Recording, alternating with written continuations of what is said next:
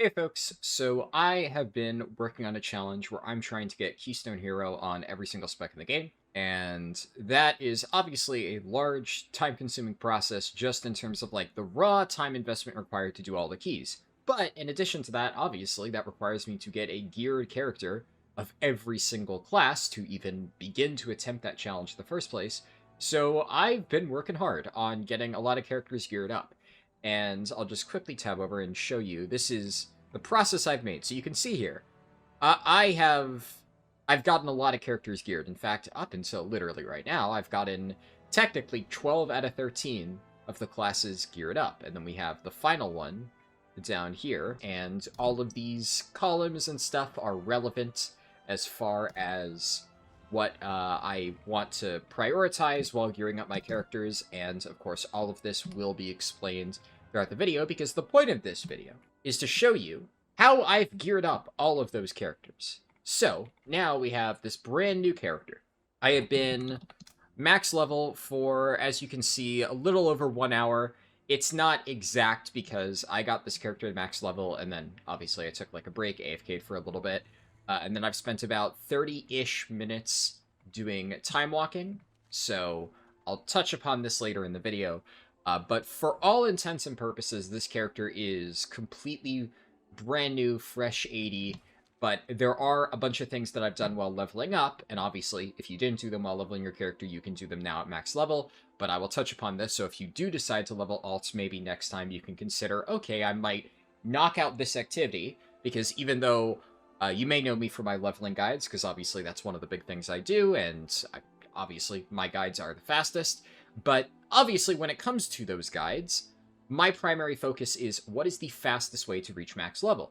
But there is another topic that I don't really get down into the weeds on in the guides themselves, but is important to consider when you are personally leveling your characters, and it's something I do too, and it's efficiency.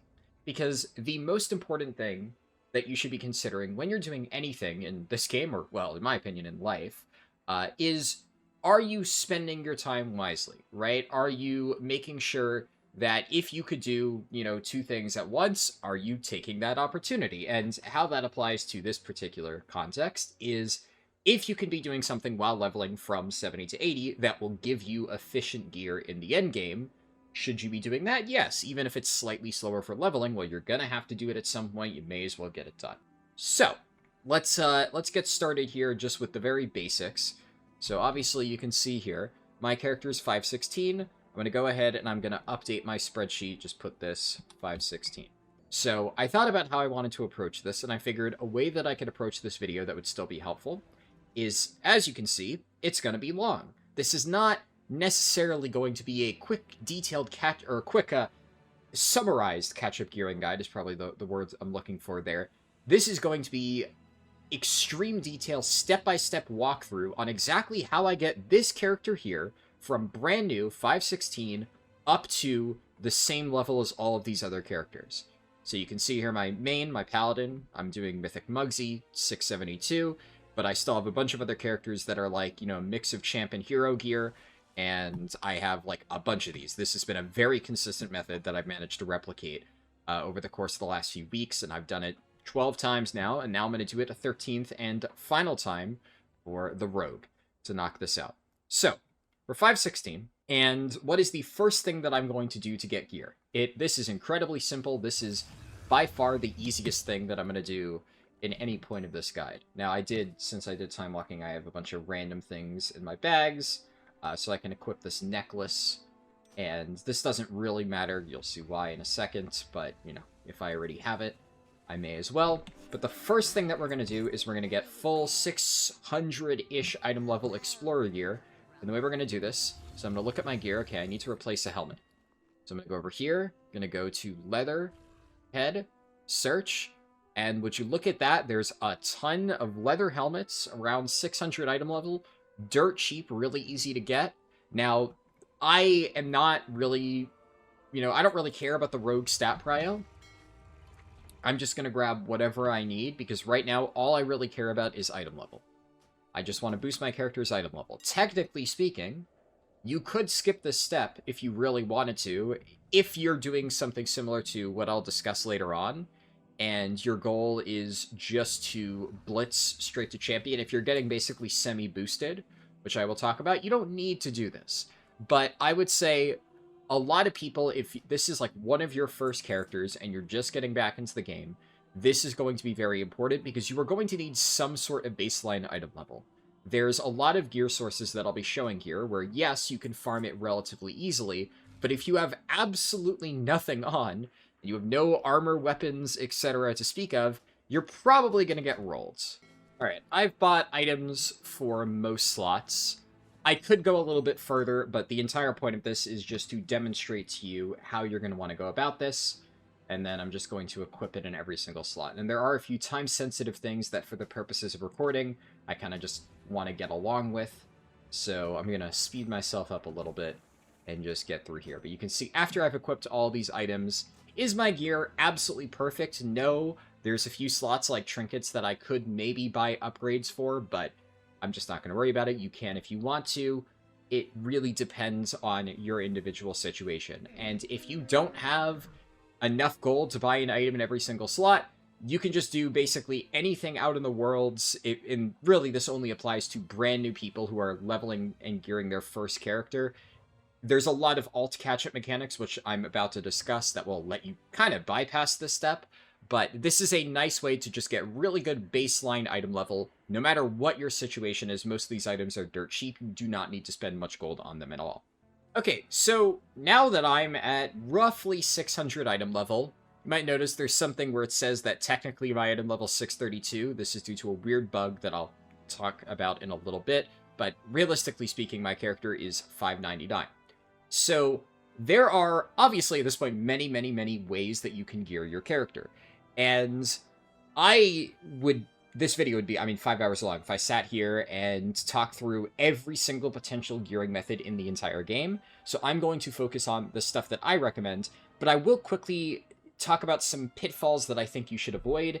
And the main one is crafting and crest downgrading, because I have seen some videos, I won't call out them or the creators by name, but I have seen some very, very harmful videos that have recommended sinking a ton of gold into crafting some generic crappy items early on to temporarily boost your item level.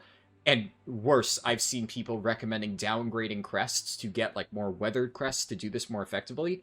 This is detrimental on a level that I just can't even begin to describe. Do not do this. It is just objectively a bad thing to do for your character. Because right now, the main goals that you should have is there's like a few soft milestones. The first soft milestone currently with gearing is you want to get roughly 630. You want to get ballpark around there because you want to try to get a veteran piece of gear in every single slot. And this was already pretty easy like a week ago, but with the addition of the new Nightfall event, this is actually just completely trivial, and basically anybody should be able to do this on their own with like no effort whatsoever. And getting to that full veteran gear, because it's so easy, you just shouldn't waste any gold, any time, any crests on making anything for your character, because the stuff that gives veteran gear in this game is so brain dead that you can do it basically completely naked, because most of it is zerged by large groups of people, and all you need to do is touch a mob, and you get credit, and you get gear. And that's it. That's kind of how the open world content is designed in this game. You do not need to have any gear to do it, and then you get a baseline. Let that be your baseline, because once you get there, once you have a full set of veteran gear, realistically speaking, you can do most of the next level content in the game, which will allow you to get champion and entry-level hero gear. And that is going to be delves. And throughout this video, we're going to be talking a lot about delves, because delves, they are the key to gearing. They are going to be the main way that you'll be gearing your characters. And in order to do delves, honestly, you can do them with this item level. It really depends on your spec, but I made a Prot Warrior alt, the one that I'm using for my challenge, but when I first got it to max level, I did tier 11 delves at like 603 item level without dying a single time, just to prove that you could. Now, admittedly, Prot Warrior is like insanely broken, and I'm also pretty good at playing it, so that isn't exactly a one-to-one comparison, but veteran gear at the lowest is going to be 623. So you can absolutely, on basically any spec playing Healer Brand, do the hardest tier delves with 623 item level gear, 20 more item levels than I had when I did it deathless as a prot warrior. So that is going to be our goal. Our first goal, first milestone, full veteran gear, minimal upgrades, just get something in every single slot so that you can actually play your character. So, how are we going to do that? Well, a few things that I just want to go around and grab first. There's this Spark quest down here. You got to do this at some point. I'm just going to grab it now because otherwise it's just going to annoy me. But what's nice about this is you're going to want to get these sparks eventually because this is how you get your crafting items. Now, you'll notice I said don't do your crafting items. Well, doesn't mean you can't start progressing towards them. And early on in this process, because you're not going to be wanting to upgrade any of your gear, you'll eventually overcap Valor Stones by a massive amount. So as I've geared up these characters, one of the best ways to spend my Valor Stones so that I'm not overcapping them and being inefficient and making the most out of everything I get, is I send all my Valor Stones into just creating these sparks, because it requires you to spend 250 Valor Stones to combine 2 of these. Now, I don't have enough at the moment, but the moment I get 250, I'm immediately going to combine this into a spark, and then later on, probably not like 3 weeks from now, whenever I go around to craft in this character, in your particular situation, you may craft sooner, but I'm just saying, whenever I do that, I will already have these sparks sitting here, and I will now have a stockpile of Valor Stones that may not be literally capped, but will still be close to capped, because you'll have a lot, and that way I was able to spend these wisely without having to throw random upgrades at gear that I don't actually need. But like I said, the first thing that we want to do, the most important thing for gearing, is the Nightfall events. Honestly, this is probably the first thing that you should do the moment you hit max level because of how insane this is, and you should just start farming it. I actually started doing it while leveling up, so I'll show this later, but I already have a bunch of items from that event, which I will equip, because if you just do this event every hour while it's up, it gives not great experience, but okay experience. There's like some daily quests, but like I said, 2 birds, 1 stone. Is it efficient for leveling? No. But are you still getting endgame gear that you're going to want to farm no matter what? Yes. So you may as well do it. Now, there's a bunch of different ways to get there. Realistically, the fastest way is to use a Khazlogar wormhole generator and go to Hollowfall. This isn't really part of the gearing guide, but I would say just as a general quality of life thing, if you are not engineer and you do not have that toy, either craft it yourself or go buy one. Trust me, it will save you so much time in your experience playing this game. The amount of hours I've probably saved since this expansion came out using wormhole generators, and realistically, the amount of hours I save every expansion using the associated wormhole generator, it's immense. And keep in mind, this is a toy. It's account-wide, so you get it once on a single character, and you can use it on every single one of your characters, and the cooldown is not shared, so if you want to use it on a character and log into a different one, it'll be off cooldown, and you can do it there. Really, really, really nice. So here we are at the Nightfall event. So there's like an intro quest that'll give me some stuff. This is reputation rewards. I'll touch upon this later. This is a little bit more advanced, but because I have been playing a bunch of characters, I've already got into Renown 4 by the time I'm here, and I get some bonus carved crests. So now I'm starting off with a nice little bonus in this character. I'll talk about, you know, if you don't have that, how does it impact things? Generally, it's one of those nice to have, not really mandatory type things.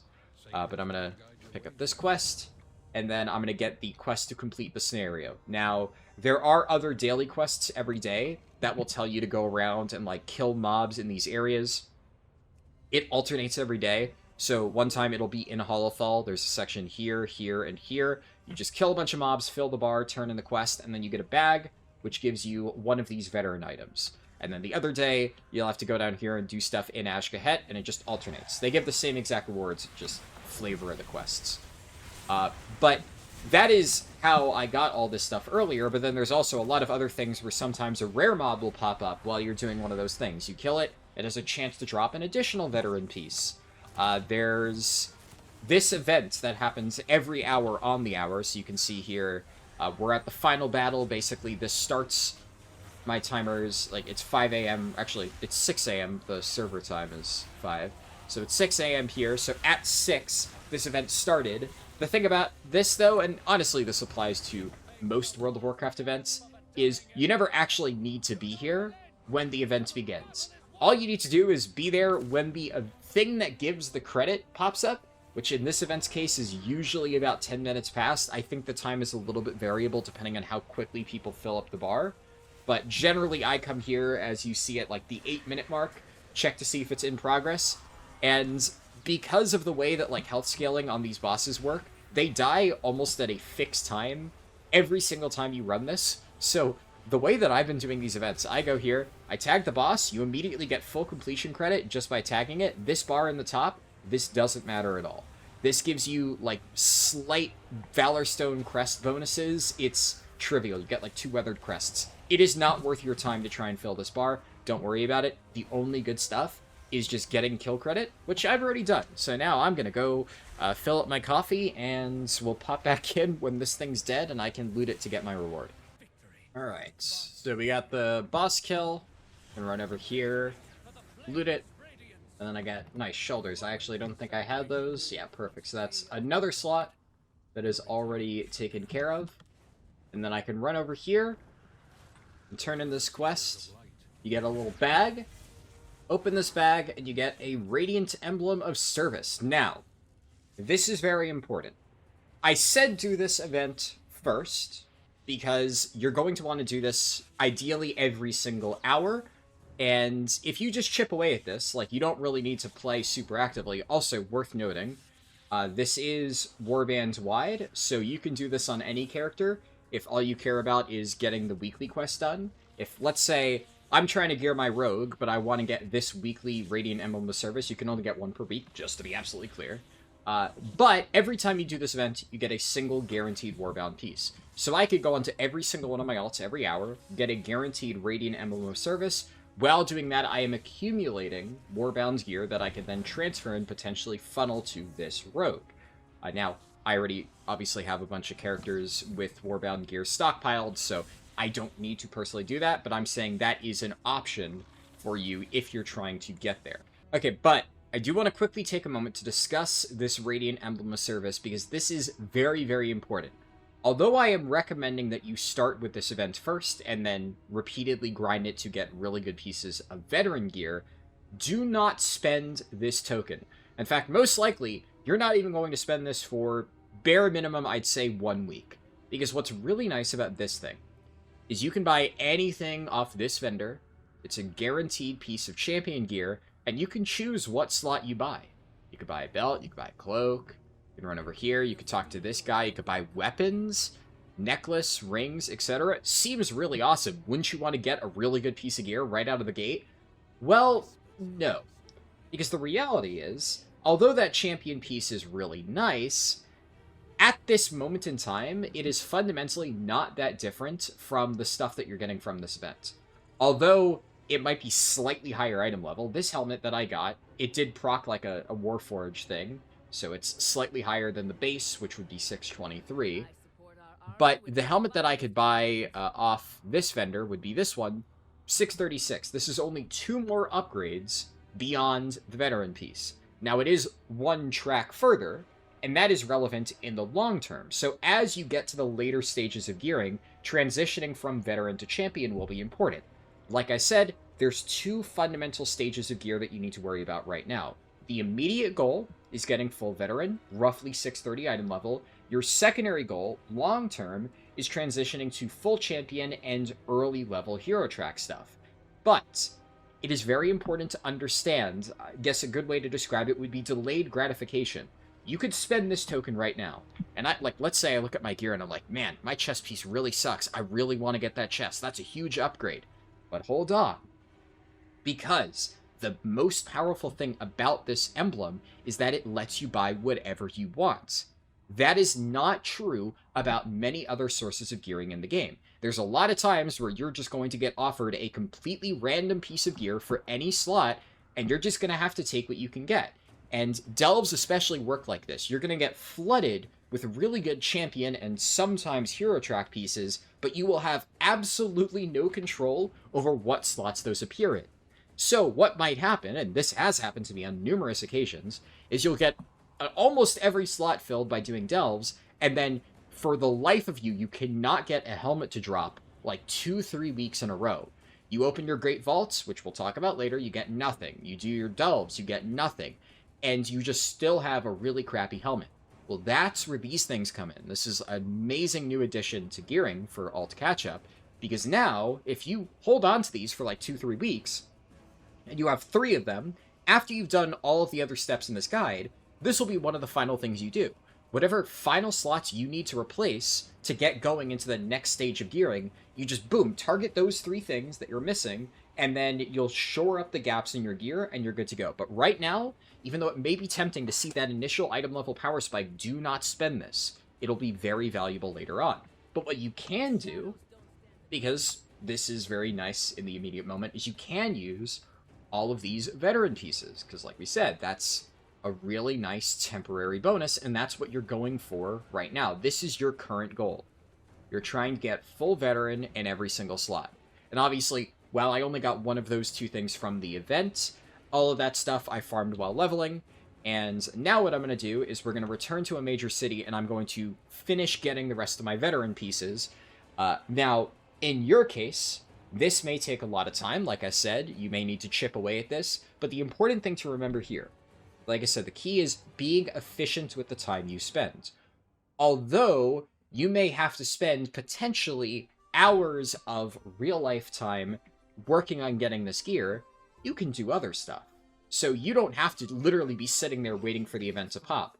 A lot of events in this game are, time-based or time-gated or whatever, and you'll want to wait, like, on the hour for that event to pop. Well, I mean, go sit there, do the event, go do laundry, go make food, do whatever. Another hour later, you get another piece of gear. And you're only playing the game for like 1 to 2 minutes at a time, and every single time you play for 1 to 2 minutes, boom, you get another piece of gear. So, although it's really tempting, like a lot of other, unfortunately, very crappy misleading guides I've seen will tell you to do, is sink all of your resources now, downgrade your crests, craft tons of shit to immediately reach this arbitrary item level, pause, because you don't need to get there. If I was 640 item level right this second, well, that doesn't mean much to me. What am I going to do with it? The entire idea here is my goal is I'm using these characters for a personal challenge of I'm trying to get Keystone Hero. Now, whether or not your goal is to get Keystone Hero or just have gear for transmog farming, right? I don't know what your personal individual goal is, but I am going to approach this video of you are trying to gear your character in an efficient way that lets you tackle endgame content. And you're not going to burn any limited important resources to just arbitrarily pump up your item level in the short term when you should be saving it to make sure that you're getting as far as you can into the endgame in the long term. That is the goal of this guide. So, before I equip the rest of my veteran items, because I could do that, we're going to do a few things. You may notice I have a bunch of these quests already completed. I already told you the time walking one. Obviously, this might not always be up. This gives you a piece of gear from the normal version of the raid. So I can talk to this guy, I can turn this in, and we'll crack this open, and I get a necklace. Actually, that is pretty good. I don't know exactly what the stats for the spec I'm playing are, but I would imagine at least one of the rogue specs likes haste. And there are a lot of specs where this is their best in slot necklace. 2 of the tanks that I main will use this as their best piece, so surely there is a rogue spec that values haste. Okay, I actually double-checked stat prios for rogues. This isn't, like, super amazing for any of them that I can see, but, who knows, who cares. Either way, it's item level in the short term. If the time walking quest is up for you, do it. Time walking will scale your character, so you can have completely crap gear and still get the time walking dungeons done. It doesn't matter, you can do it right now, and that's just a guaranteed piece. Sometimes there will be an event where you have to do a Mythic dungeon. You could do a Mythic 0, you could do Mythic Plus, we'll talk about that later, but that will give you a heroic piece, so it's even better. And although this is nice, you may be like, I'm watching this video and the event isn't up, what do? I can't follow the video. Relax. This is not that important. There's going to be a million ways to get comparable items to this soon enough. Honestly, it's probably good that I got some generic, not super useful necklace, because this is replaceable. There are other items you can get that will beat this out. So, at this point, let's see, my character's 613. Let's take a look at my spreadsheet, because there's something else that I want to discuss. So opening up the sheet, let's update this. We've jumped up already almost 100 item levels in how long have I been recording? About 30 minutes in between like coffee breaks and stuff. So you'll see here I have a lot of stuff on my spreadsheet that I'm tracking, information about the characters, etc. Then I have a column for Nightfall, so I can update that, because now this character has completed Nightfall. Event quest, I use this to track like time walking, so that one I have done. And you'll see these 3 columns here. So these 2 I'll talk about later. They're in regards to delve stuff. And then weeklies, this is what I want to talk about. Every single week there are these pinnacle meta quest things. Blizzard has a bunch of different fancy names for them. So these blue quests with a fancy icon, little things pointing out of it. These are your weekly meta quests, and there's a bunch of these all over the world. But the main ones that you're going to want to do are these ones in Dornegal. You can see here that I have 3 of them. The Delves one, the Archives one, and the World Soul one. Whenever you make a new character, there will be 3 of them up, so you can get all of them done at once. But only one of these new ones will pop up every single week. So in future weeks, you'll only be able to do like one of these 3, and then you'll need to get your other weeklies done from a different source. Now, the reason I have the weekly column tracking out of 4 here is because the first 4 weeklies that you do are really the only ones that actually matter. Because the way that this works is the first 2 weeklies you complete are guaranteed to give you a piece of veteran gear. So that's pretty nice, because as we said, our main goal right now is to get a full veteran set. So I hopefully will get 2 items that I can use off this. Maybe I won't, and then I just keep farming Nightfall. We'll see. But the first 4 boxes will give you a restored coffer key. So what is a restored coffer key? Well, let's turn in one of these quests and find out. So get this. I get also a fractured spark of fortunes. That's the main way that you get these. There are other mechanisms, like delves especially are a really good way to get extra sparks that you're missing out on. But I finished that quest. This is all stuff that I did while leveling, by the way. So as I leveled up my character, I picked up those quests. And very importantly, I did not turn in the quest while leveling. This will not work if you turn in the quest before hitting max level. You need to pre-complete it, wait until you hit 80, and then turn it in. So key note there.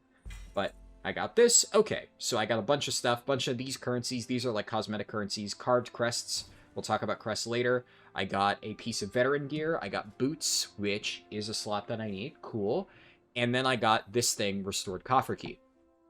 So this is the main currency that you're going to use to get items out of delves. I'll explain this in a bit more detail later, but the important takeaway here is every single key that you earn translates to a single piece of 639 item level champion gear. As we said, champion gear, that's our next goal. We want to get a full set of, at the bare minimum, champion gear. So restored coffer keys are life. This is what we're going for. We want to make sure we have as many of these as possible, because over time, every single one of these gets us a new piece of champion gear. Guaranteed. Like, there is no randomness there. The only randomness, as we'll see later on, is which actual champion item you get. So you may get like 4 of these keys, and out of your delves, you get 4 different champion cloaks. That can happen, unfortunately. Sucks. I have a character where I've gotten basically every single possible trinket, and most of them are garbage.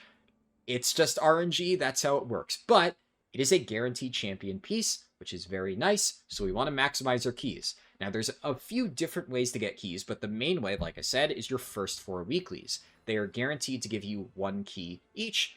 Your 5th weekly onwards, you can still complete it, but there's no real reason to. It'll give you a small amount of carved crests. So you can see here, I got 15. This will apply to the first 4 as well.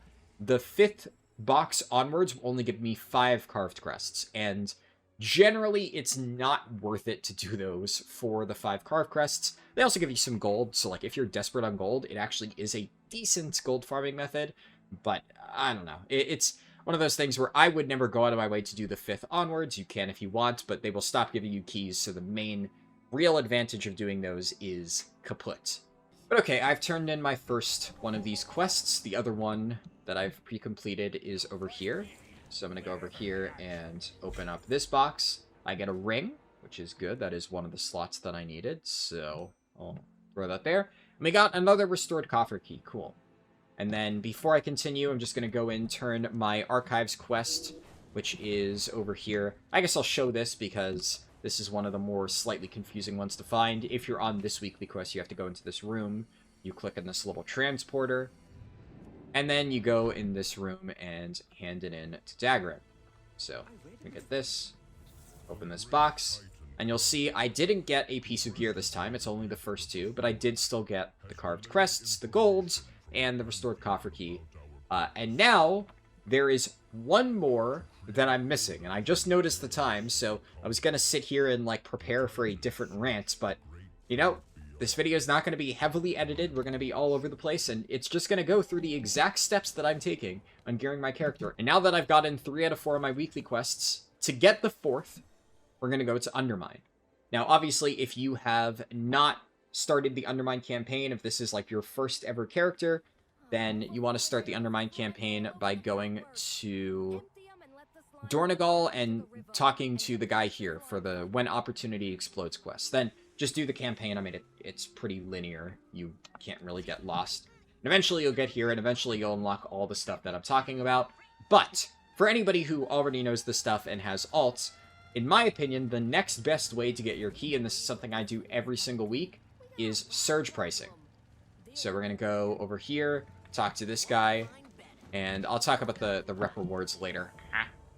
I'm already looting some of them. But the main thing here is I picked up these 3 weekly quests. The many jobs handle it and reduce, reuse, resell. This one actually doesn't give a key because there's no box associated with it. I feel like this is an oversight, but I mean, it's Blizzard. What can you expect?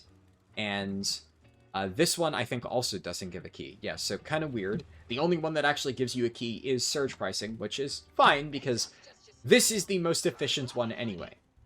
And the way that I usually do this, I got lucky. I got a very fast one on my first attempt. But you hop into your car, you pick out, like, the different jobs, and every single week I will always look for a very fast one, like package delivery. You just drive over the package, and then, you know, you see here, boom, I get credit for this. And now, just by doing that one job, I've gotten credit for participated in surge pricing. Now, you may be like, well, it says 0 out of 1. You haven't gotten credit. The way that this awards credit is very weird. It only does it if the thing ticks over into the next tier or when the event ends. Okay, I went AFK, came back, and the event is still at 5 out of 150, so I don't know if this is actually going to complete before it expires. It is like demon hours right now. So while I wait, I am going to go and do this Coffer Key Shard World Quest.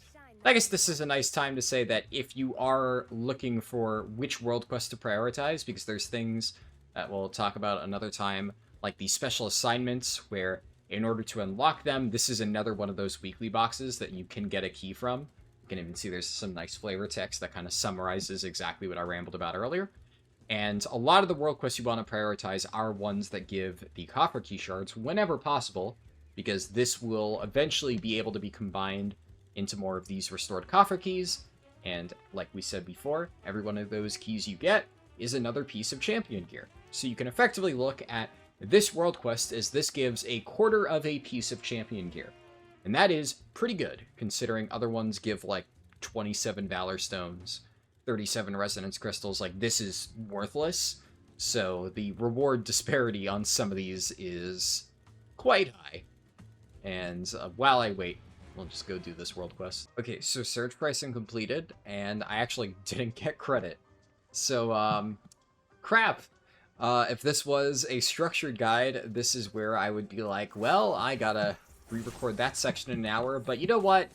I guess the fact that I managed to learn something new, I've never tried to do this at like 5 in the morning. I've actually never seen it fail to hit the 10 like mission mark. Apparently missing that first objective, you literally just, nobody gets any credit. Kind of a pretty critical design oversight, because like, I did participate, but you know, it's Blizzard, they don't consider that stuff. What are you gonna do? So I still need to get my 4th key, right? That's not changed. But I guess we are going to talk about special assignments now, because the next easiest way to do it, and obviously if I don't have those 3 weekly quests from just hitting level 80 the way I normally do it, is exactly what I'm doing now. I do the special assignment at Undermine, and then if there's an easy special assignment in a different zone of the world, and that will depend on exactly what it is you're doing, we'll talk about some of the easier ones later, then I'll do that as well, but we've already gotten started, so What I'm going to try to do is just 3 world quests in Undermine, and we are already doing this one, so I'll finish that up, and then I'm probably going to do the world boss, just because obviously that gives you some bonus carved crests, and like I said, if it's your first time doing it for the week, you get champ gear, so that's pretty cool. And then I'll do, I don't know, some random other one. There isn't really a great 3rd world quest for me up at the moment, so I'll just pick something random, we'll get credit, and then I'll show you the special assignment once I'm done with that. Alright, it did occur to me that I should probably show the world boss as well, so if you want to do that, you just hit this little find group thing down at the bottom. It brings up this list of random groups. I'm just going to sign up. The way that all these are structured is people just have auto-accept, so as long as I app to it, I will get in. That's how 99% of it work. If you don't get immediately invited, it's because whoever listed the group just put up the settings wrong and they forgot to turn on the auto-accept thing, which I think is enabled by default, so then they probably messed up. Don't worry about it. Usually another group will pop up. You could also start your own. You don't need to do anything. It, like I said, auto-accepts people for you, so there's nothing that you actually need to really manage, but regardless, the world boss is not actually hard. I need to make this clear because I think so many people who come from other MMOs where, like, the baseline content is actually challenging are afraid of getting into basic features of World of Warcraft. This game, I love this game, because there is great challenging content in this game, and that's what I play it for. But World of Warcraft is very interesting because it gets very polarizing reactions from people. A lot of people will tell you, oh, I played retail WoW and it was the easiest shit in the planet, and I don't know how people can say that this is hard when it's like, you know, super duper baby mode. And the problem is they're usually doing things like this, which completely fall over, and also you can see here, a bunch of other people got their champion pieces guaranteed. Obviously, I have not gotten mine, and it's not guaranteed that it would be something usable. I will just say, as a note, if you do happen to get something that is usable for your character, unless you literally do not plan on playing anything but that one character, probably hold on to it, even though it is champion, and that's pretty good. There is, of course, a chance that you will get a replacement item from Delves, so because that item drops warbound wide, you should probably hold on to it because, let's say, just as a random example, I know for a fact I've gotten the chess piece. So I have one of these currently sitting at my bank, a Dark Fuse dinner jacket, and I could use this right now on this rogue, but let's say once we get to the later sections and I start doing delves and spending my keys, and I get a random champion track chess piece. Well, it would suck if, you know, I've already equipped this item, and now I can't unequip it once I've used it on one character, but if I get a champion track chest, well, okay, now I can save this particular dinner jacket to use on another leather character that I will play in the future. Now, obviously, I play a lot of characters, so that is a genuine concern for me because I want to be efficient with how I use my warbound pieces. If you only want to play one main character and that's it, a lot of people do, then yeah, just, you know, equip a champion item if you get it, and congratulations, you've gotten one piece of gear, but I will not be doing that. But yeah, I guess as I do whatever final world quest I pick out, I'll probably pick something that gives Valor Stones, just because at least I can do it, Berserk Cadiomatic. But just to finish the little rant I was on, a lot of the entry-level world content in this game, it's piss easy. Like, a baby could do it with a blindfold on. It's not meant to be hard, and because of that, a lot of people get this, like, false sense of, oh wow, I'm steamrolling all of the content in the game. The one problem with World of Warcraft, from a design perspective, for me, it's not a problem because, frankly, it's literally my job, is breaking down the complicated nature of the game to people who are new to it, so it kind of works out in my favor. But the game does a very poor job of transitioning you from this early gearing process, where you're steamrolling everything, into the endgame challenging content. Because it is a cliff face. You're just steamrolling, steamrolling, steamrolling. Oh, suddenly everything is kicking your teeth in, and you actually need to understand how to play the game, and you need to do research before you do anything else. And it's not even remotely close. It is night and day, that jump. So do keep that in mind. Basically, up until the point where I tell you, okay, now you need to sit down and actually figure out what the fuck you're doing, you should not be scared of any of the content in this game. I have not looked up, like, anything on how to play a rogue. Now, obviously, like, there's going to be basic fundamental game principles that I just know over time that's going to help me out here. But I can tell you right now, I am playing this like a fucking monkey. I don't know anything about how Outlaw plays. I'm smashing buttons. I hate Outlaw, frankly, and I'm probably completely butchering this, but it doesn't really matter because most world content in this game is piss easy. So just keep that in mind. And also, just a small note for the Undermine thing, the active special assignment will vary depending on the day, so you may not get this one.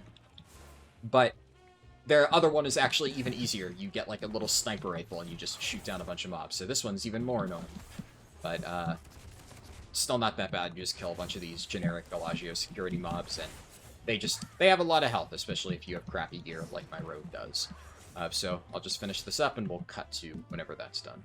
Oh, also as a small note, technically don't need to solo this, and because it took me like 2 full minutes to actually kill that one mob because I have no idea how to play this character and my gear is crap, I honestly think you should do this. A lot of times I will just solo these if it's like a tank alt that I know how to play, but Rogue is generally one of the worst classes at soloing open world content, so I'm just gonna join random people for this, and you do it the same way that you would a world boss. Very, very easy to do. Alright, there we go. Much faster when you have a group of 5 people. So now I'm going to go over here, we're going to open this box, and yeah, this time I only got 5 carved crests. I can't remember if it's just that the Undermine one gives slightly less, or if the 4th box only gives 5, instead of the normal 15, but that's not really important. The important takeaway here is that I got my 4th restored coffer key, and we can move on to the next part. So I'm going to quickly pop open the spreadsheet again. We're just going to update this. So now I have all 4 of my weekly keys. Awesome. We've made a big step towards getting this character further geared. And now, this is kind of where things get a little bit fuzzy. Now, if I wanted to right now, if this was like any other character that I was comfortable playing, like I said, if this was Prot Warrior, I'd already be on to effectively the next part of my guide. But I understand that that is something that more experienced players are going to do. If you are brand new to the game, or if you're gearing up an alt and you're not really comfortable playing that alt, you may not be able to jump straight into delves. I also have a small advantage of, you may notice, Lenara has just logged online. That's me. That's my other account. I play on 2 accounts. So one nice little thing that I can do is I can go onto my 660 item level Demon Hunter here, and if I wanted to, I could boost myself through delves. And I have done that a lot, because I can solo 2-man delves on this character, and then I just get 2 characters done for the price of 1. Now, obviously, later on in this video, I am going to be doing that just for the purposes of the delve section, purely from a, saving my own personal time. But what I'm going to try to do is show you how to get to a point where you should be able to, on whatever character class you're playing, easily solo tier 11 delves, and I will explain how to do that. And part of that process is, even though you technically could jump in at really this gear right now, I still recommend trying to get at least a veteran piece in every single slot. So, you'll notice the time here, it's 5:56 a.m. server time. It's almost the full hour. Around this time, the Nightfall scenario is going to be popping back up. So again, if you are trying to get your veteran stuff farmed as quickly as possible, now would be the time to go back there, do the event, I'd get another piece of veteran gear, etc., etc., and there's like other stuff that you could do, like Raid Finder is honestly another great example. I could queue for that right now. If you look at the breakdown, this gives, that's normal. This gives 626 gear, and this is also nice because a lot of times your best in slot trinket will come from this. So, classic one that you may see if you're looking at what your character might want to use is even this, like, veteran track is probably better than, like, the vast majority of trinkets in the game for so many specs out there. This thing is just a very broken trinket that applies to a lot of other trinkets, like the Muggs Moxie Jug from Muggsy for casters. There's a Sprocketmonger Healer trinket, Mr. Pick-Me-Up, that is best in slot even on Raid Finder item level for like basically every single healer. I have Kazan. This one is slightly bait. People think it's insane. It is very good though. It's probably going to be very nice. You could get the Jaster Diamond. This is still probably pretty good even at veteran track. Now, I would not really recommend doing LFR a ton. It's something that you can do if you want to save time. So, like I said before, with the way that the Nightfall event works, technically speaking, the most efficient way to get gear at this stage would be to just do this event every single hour, tag the mob, get credit, kill the thing, and just eventually farm a full set of veteran gear that way. You could do that, and honestly, in terms of actual playtime, it would take you no time at all. But if you're trying to min-max your gearing, and like you want to put as much time into it as possible to get to that next step, I would say probably do LFR. And if you want to do LFR, if you're unfamiliar, you go to the group finder here, the little eye icon. I'll jump out of the thing just so you can see it easier. So you go to the eye icon, you go to raid finder, and then you apply to one of these. Do not do Narubar Palace. This is the previous raid tier. This stuff does not scale up to current levels. You specifically want to do one of the Liberation of Undermine ones, and you can probably just queue for all of them at once, and it doesn't really matter. You're just trying to get gear. So generally, Gallywix loot will be the best, and that's the one that you want to make sure you do. If you're going to do LFR, do this, because it's the best, and then you can just do the other ones to potentially fill in a missing slot. Now, there is one other small note here. You can potentially get tier tokens if you do LFR.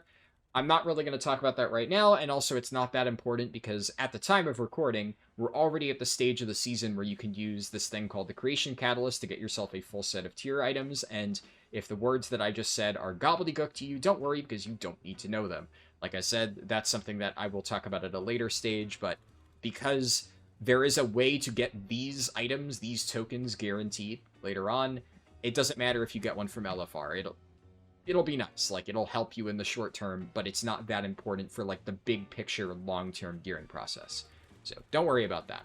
But okay, obviously, while I've discussed all the ways that you can potentially farm veteran gear, one of the nice things about warbound gear, the way that it works, is that it's warbound. It's in the name. That's the entire point. The entire idea here is that you're farming it as you do these things in all your characters, and, well, I have a lot of characters, and also, this is just, like, my main character of every class. I have, like, multiple monks, I have multiple warriors, etc., so I have a lot of alts, and I do a lot of things on my alts that gives me a lot of, warbound items, and I actually already have a bunch of warbound champion pieces for leather that I'm sure I could find somewhere in here.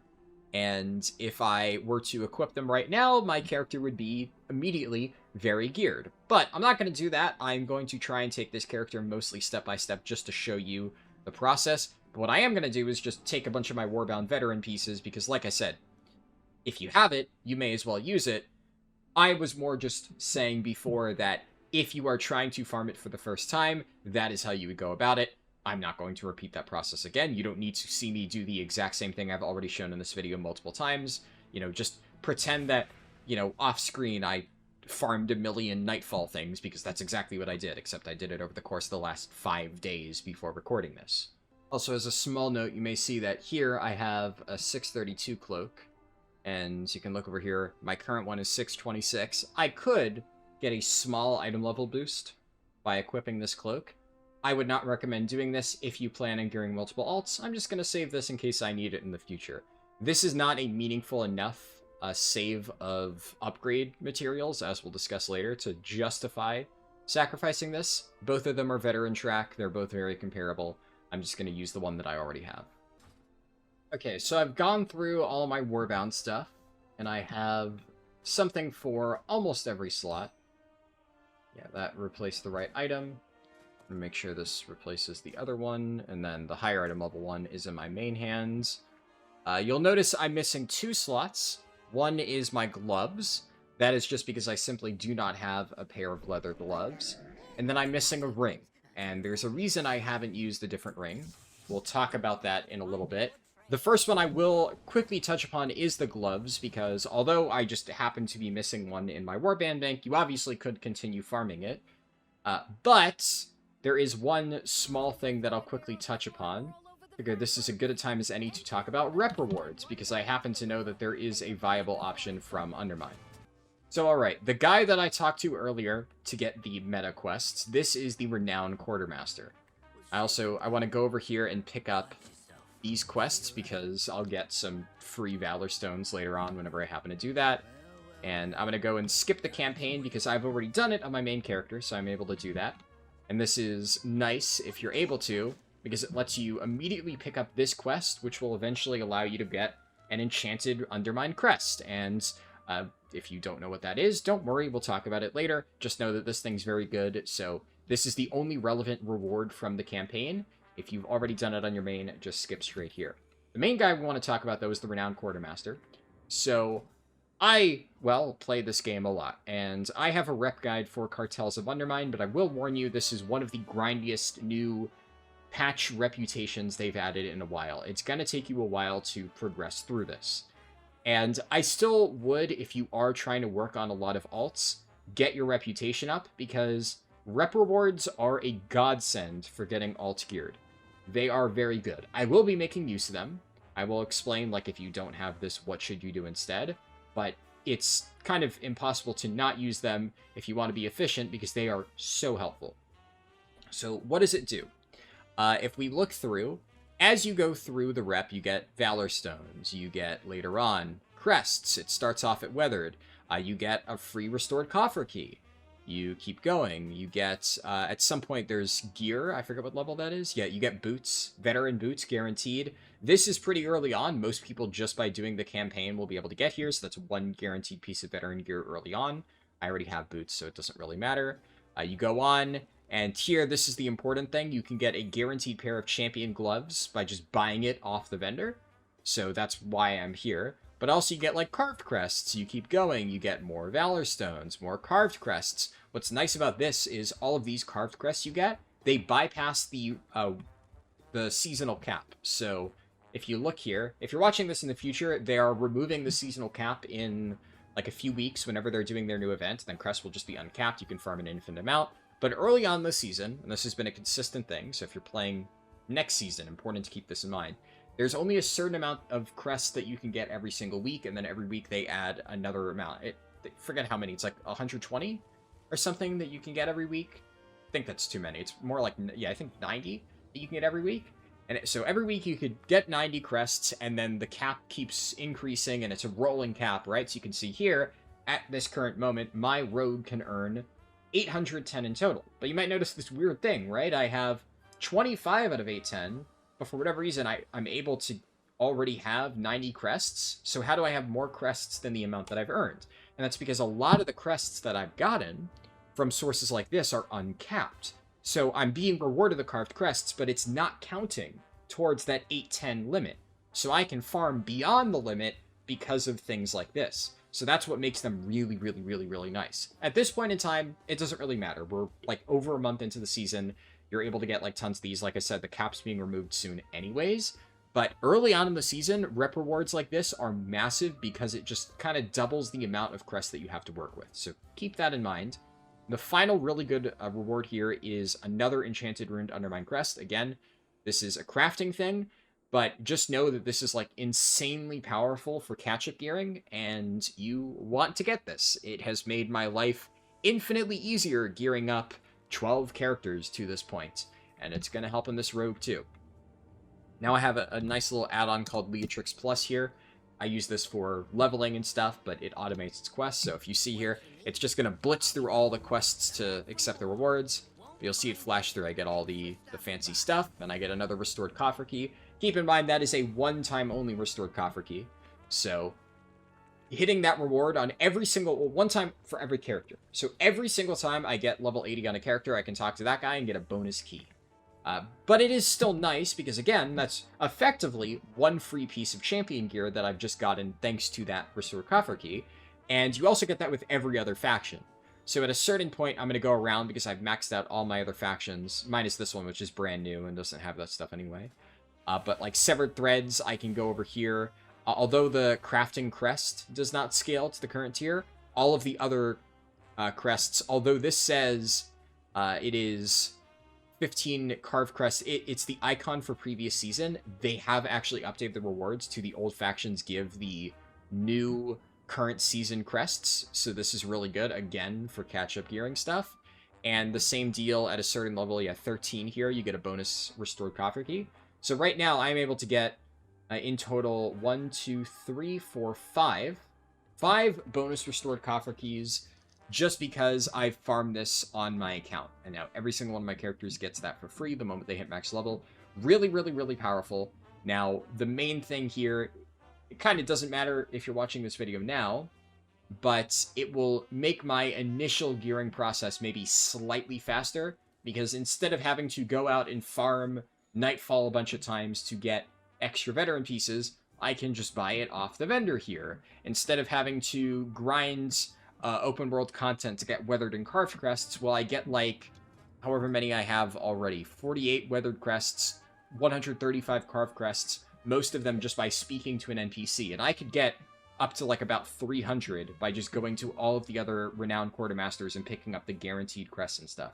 So the stuff that I'm getting is not irreplaceable. You'll be able to get this too if it's your first character just by doing various activities, but it does give you a nice head start, and it is, again, on every single one of your characters, I cannot overstate this, it is very much worth working on your reputation, especially because this will be beneficial next patch too. If you make a new alt, they will get all of this stuff at the start of the season. Very, very, very, very helpful. But now that we've gone through that, just to repeat, I can get this champion gloves. It does cost a bit of resonance crystals, but you will quickly realize that these things just grow on trees. You'll get resonance crystals from everything. To give you an idea, because they're warbound, right? So if I go to transfer, one of my characters has 14,000. If I go to the list, 14,000, 14,000, 13,000, 11,000. Like, I have easily over 100,000 resonance crystals just sitting on my characters right now that I could transfer over if I needed. They are very, very easy to farm if you know what you're doing. Alright, so now I'm mostly veteran. I'm only missing one slot, and that's my ring. Now it's time to talk about Cersei Cirlet, because that is a guaranteed 658 item level ring that you can earn, and it is really, really, really important to get it. I know that some people I've talked to get heavily baited by guides that are telling them, like, oh, technically speaking, at endgame bit, Cersei Cirlet is not actually recommended for our characters, and you'll want to use a normal ring instead. If you read a Wowhead guide that tells you not to use Cersei Cirlet, keep in mind that those Wowhead guides are, like, saying that it's not worth using when compared to some of the best rings in the game. Cersei Cirlet is a guaranteed 658 item, and, you know, if you understand how numbers work, 658, much larger than the other numbers on our gear. That's just good. If you don't really know anything about gearing, generally, as a rule of thumb, item level is king. Now this, as you progress into the game and get to the harder content, you know, that won't necessarily stay true all the time. But right now, yeah, item level is king. And for our purposes, getting a guaranteed 658 ring, really nice, so you're going to want to do that. So I made a video on my main channel when this patch came out, like explaining the, you know, introduction process of how to actually unlock the ring. So if you are, like, very confused and want a literal step-by-step process on how to get this started on your first character, I'll link that video in the description. Go watch it. Though, I'm going to be honest, you shouldn't. It's very easy to understand. It's, like, kind of foolproof. The reason I say that is because if you're on an alt, right, you click that, right? You just skip the introduction quest line, you immediately get the ring, and then you don't need to do that, so... and there we go. Boom. Instantly 639, by the way, so it starts off at a high level. Again, one of the reasons I didn't want to waste a veteran ring. But, well, actually starts at 642 because you get a token. And now, I can upgrade this ring to 658 by completing quests and killing random stuff around the zone. So the way that you upgrade the ring is there's this currency here, Raw Singing Citrine. You're going to get this by either doing the quest line or just random stuff. So this is the first quest, and this will give a guaranteed one. Generally, the way that I go about doing all this stuff is I will always follow the quest line to get the next guaranteed upgrade, but you technically don't need to do the entire quest line, because usually as you complete objectives for that, you're going to get catch-up citrine, basically, that will make it easier to upgrade your item.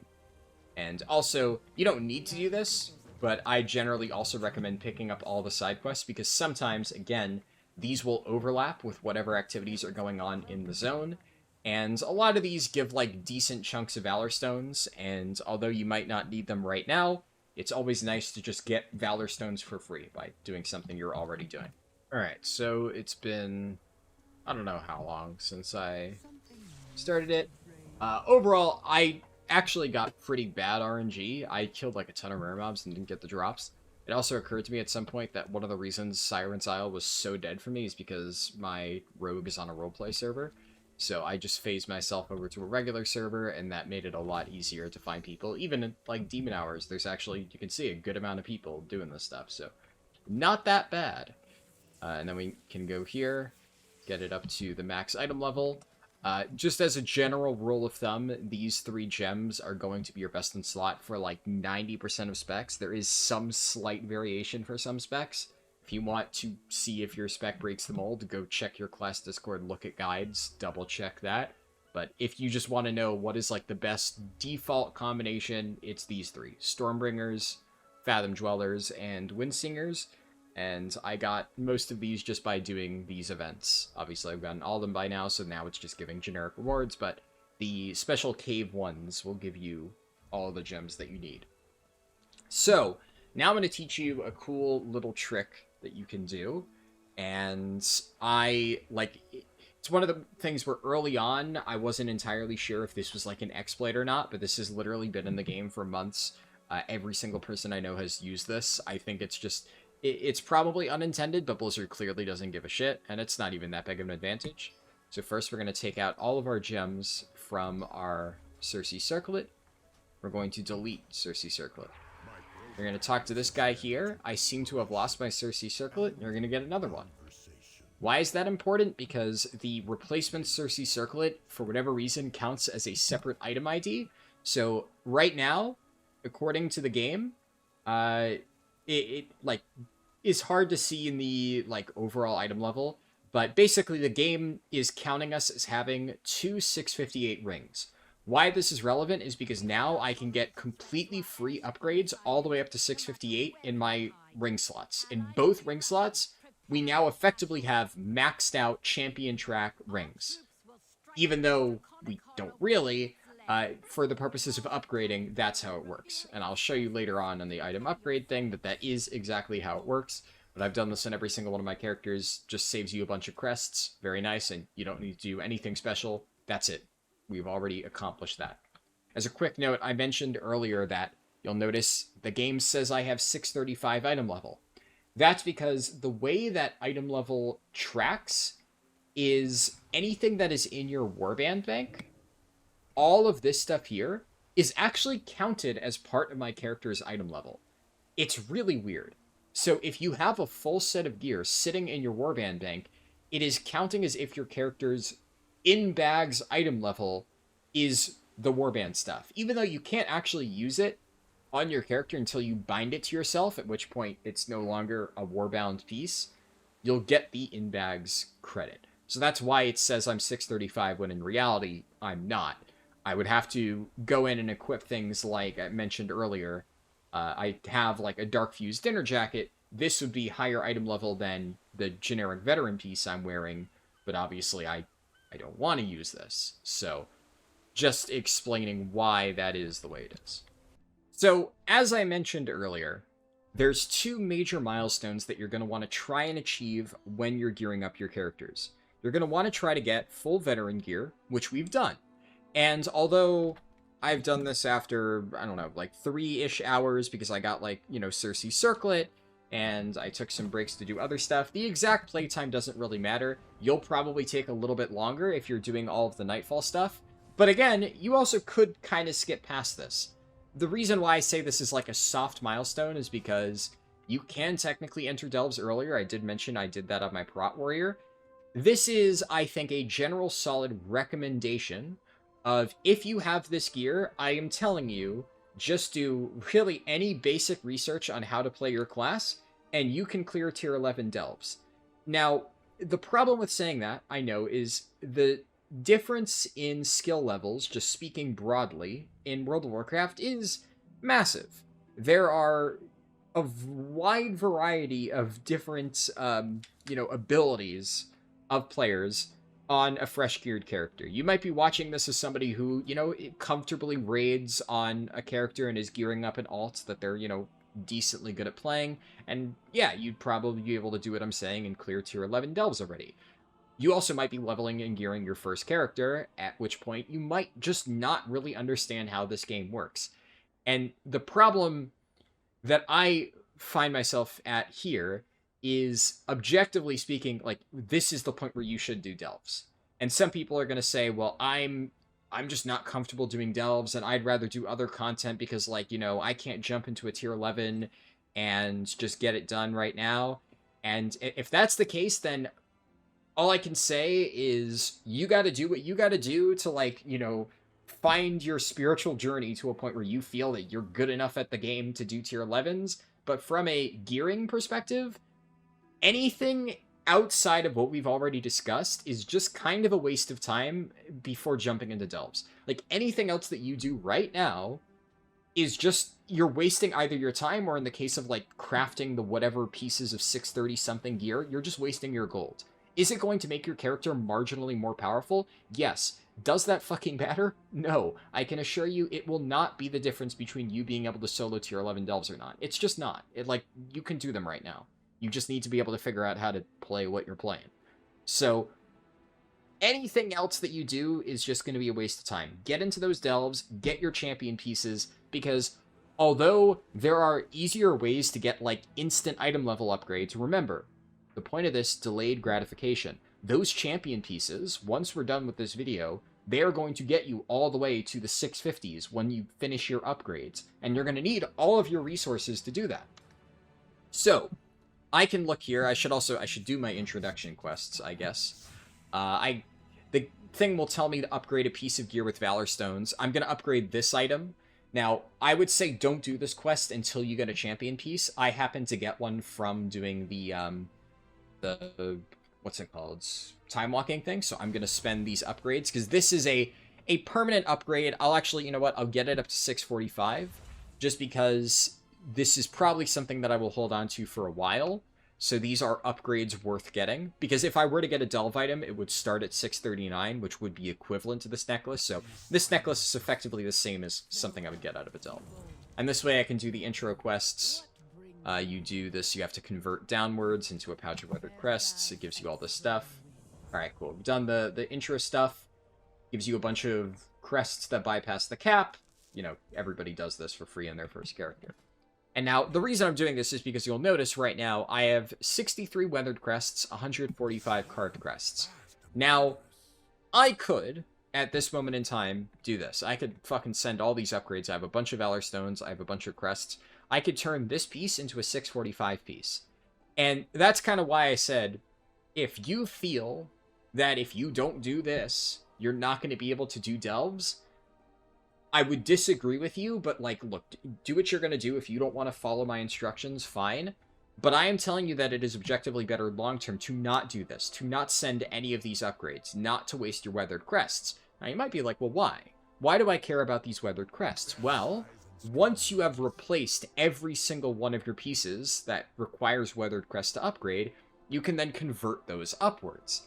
Now, this is, like, a little bit min-maxy, but the amount of time that you'll save, because you're going to get showered in weathered crests, the amount of time that you'll save by being able to convert those weathered crests upward into carved, and then later on, convert those carved into runed, and so on, it is very nice. Even just one conversion upwards of getting, like, a ton of weathered crests and converting them up into, like, 15 runed crests, you're going to get a lot of mileage out of those 15 rune crests that will save you, like, a good chunk of time. Whereas right now, the amount of, like, actual value that you're getting by getting those slightly, you know, very minor upgrades under gear, it's not going to be as impactful as if you were to just wait later on and convert upwards a little bit more. Just take my word for it. Believe me, you know, I've geared a fucking bajillion characters. I know what I'm talking about. I've tested this process many times. It is just better to do it this way. So, with that covered, right, we got to do delves. Now, I'm not going to go into excruciating detail in delves here because I've already made a very good video about that. So, if you want, like, a very detailed breakdown on, like, you know, delve fundamentals and stuff, I have multiple videos on my main channel, which, again, I will link here. Those are, like, not videos like this, where I just sit here and ramble and, you know, walk through the step-by-step process. They are tightly scripted, edited videos where I'm giving you, like, all of the important information, boom, boom, boom, boom, boom, back to back, so that I don't end up rambling and stuff. I put a lot of work into that. There's a few things that have very slightly changed, and I will discuss that as we go. But there's a few important takeaways that I'll just kind of gloss over here. So again, you want everything carefully explained, go watch those videos. What I'm going to tell you now is the very big, broad strokes things that you need to know. So every single day, there are 4 Bountiful Delves that are active. So right now, it's Fungal Folly, Side Street Sluice, Sinkhole, and Underkeep. So I can spend 4 of my restored coffer keys out of the 5 that I have, and I can get more by doing my rep rewards. There's other ways that we'll talk about eventually, but right now I can spend 4. And if I complete all 4 of those, I want to do it at bare minimum tier 8 difficulty, because the rewards cap out to get those 639 champion track items that I talked about. You need to do it on tier 8. However, if we go to the delve thing here, you'll notice this Gilded Stash. Gilded Stash will appear at the end of a tier 11 delve, and you can get this 3 times per week, and it gives you a bonus of 7 Gilded Crests when you loot the chest at the end. Now, I did say earlier that technically you can already at this point solo tier 11 delves. However, if you are struggling to solo tier 11 delves, I would just say don't worry about this right now. It is nice to get the Gilded Crest bonuses, but especially later on in the season when Gilded Crests are uncapped, it doesn't really matter that much, because as we will be discussing at a later stage of this video, Gilded Crests, while nice, really don't matter that much until way later on in the gearing process. And by the point when they actually matter, you're going to be farming plus 10s, or at the very least like plus 7s or higher, and you're going to be getting a lot of Gilded Crests from Mythic Plus. So in the early stages of gearing, you don't even use these crests. So while I still try to get all of them every week, because it's like, if you're able to solo tier 11 delves, well, yeah, you may as well. You're getting the same gear as a plus 8, but you're getting just bonus Gilded Crests for a slightly harder difficulty that takes slightly longer to complete, but, you know, you're getting more bang for your buck. You're being more efficient with your time. But if the difference in mob power level between tier 11 and tier 8 is too much for you, and there definitely is going to be a breaking point for some people where tier 11 is just too hard, tier 8's not that bad, because tier 8, honestly, brain dead easy, really anybody should be able to do it. It is not hard content. Tier 11 does get to a point where, yeah, the mobs kind of slap you around. I could definitely see a new player struggling with it a little bit at this gear level, even though it is possible. In that case, just don't worry about it. The most important takeaway here is that you're doing your tier 8s or higher to get your champion track pieces. So, with that in mind, I still will be doing the tier 11 delves. And, like I said, I'm going to be using another character on my account, because that way I can save time. Again, you can solo this. I've done it before. If this breaks the video for you, like it ruins your suspension of disbelief, whatever, sorry. But obviously, I am more doing this to explain the process that I think is the best way to gear that I've been using. I'm not going to gimp myself and try to spend, you know, I have 2 hours until reset, and then I got to take a nap at some point. I'm not going to waste an extreme amount of my time and, you know, not get extra vaults of one character. So I am going to be doing 2 at once. But I will also note, the main reason to do delves is to fill out your vaults, because this is how I've gotten a big chunk of gear on my characters.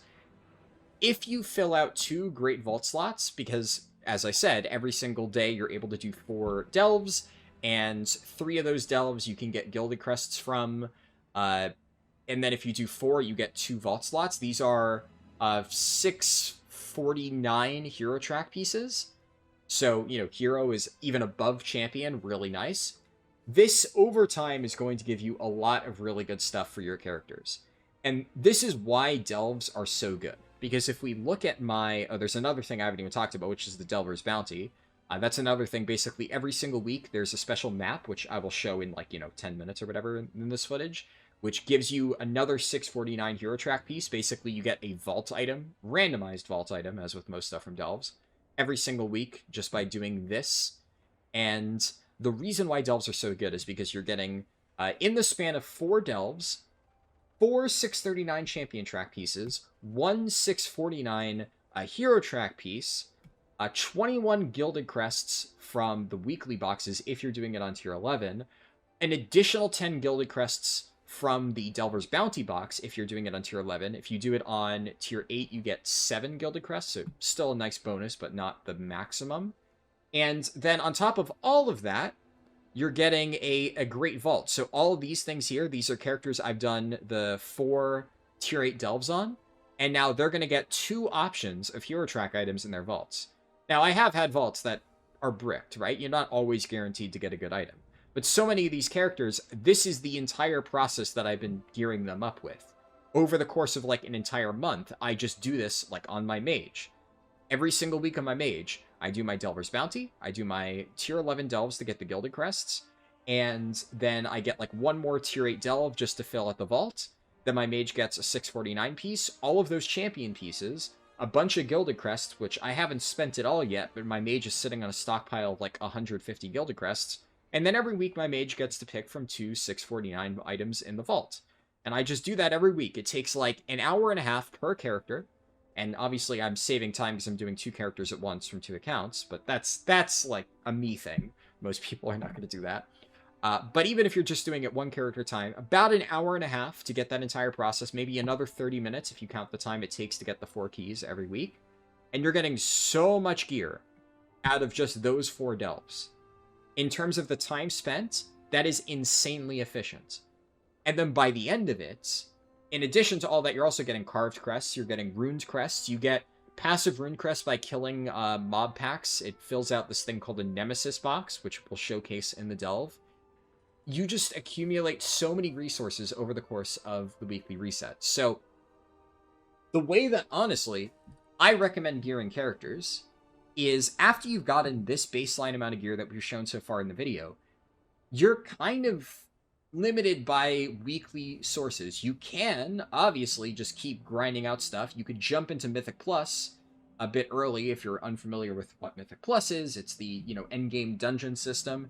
And there are low-level Mythic Plus dungeons. For reference, the gear that you get from delves at a baseline at the lowest level is equivalent to, like, entry-level dungeons. But my goal with all of this stuff is why waste your time grinding those low-level Mythic Plus dungeons, which a lot of times are filled with, like, brand new people, and oftentimes low-level dungeons can be worse and harder to complete than high-level ones because you're going to get people who don't know what they're doing. Why waste your time doing that when instead you can just do delves, upgrade your gear over the course of multiple weeks, get those really good once-per-week upgrades, and then jump straight into the high-level dungeons later on. You're just saving your time.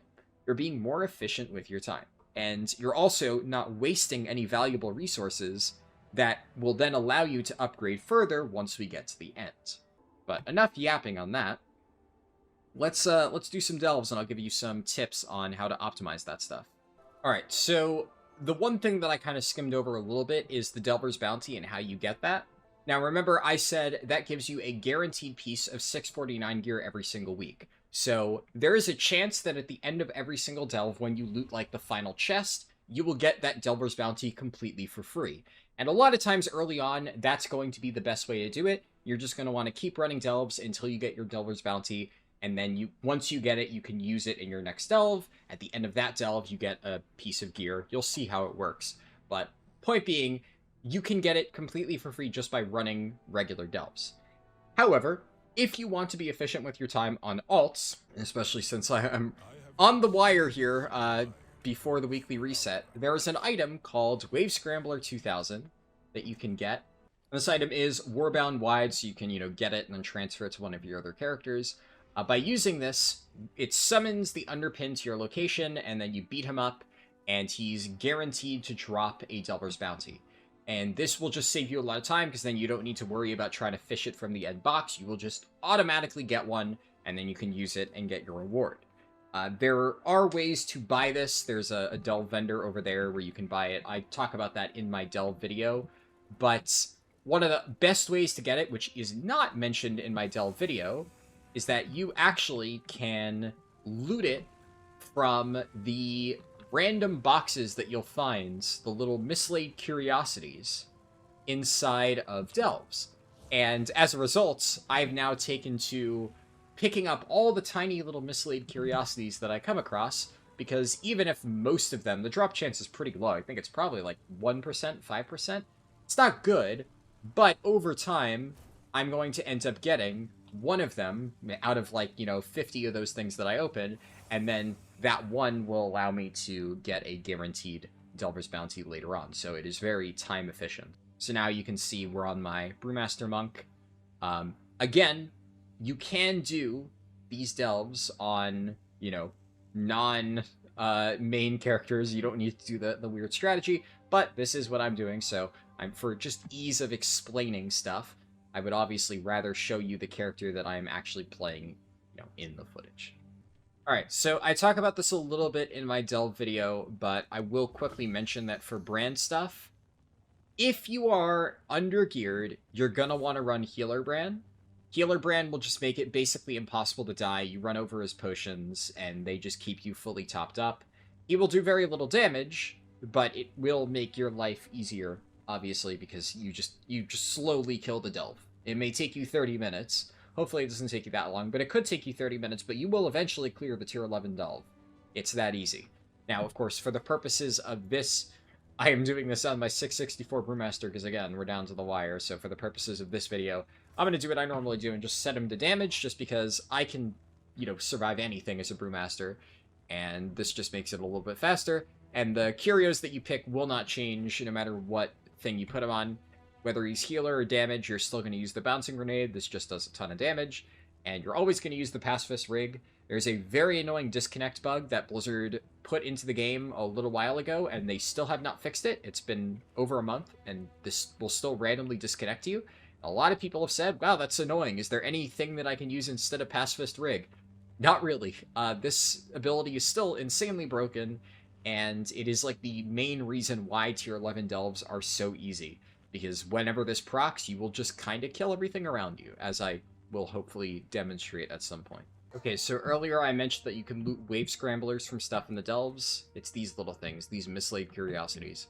99% of the time you're going to open them up, you're going to get nothing outside of a few generic resonance crystals. And you'll do that 100 times in a row, and you'll be like, why am I doing this? But then you get a wave scrambler, and it is worth it, trust me. Because wave scramblers are just amazing. They make your life so much easier. You don't need to sit here and do like a bajillion delves per week to get your good stuff. You just use one wave scrambler and then you're good to go. You got all the important stuff.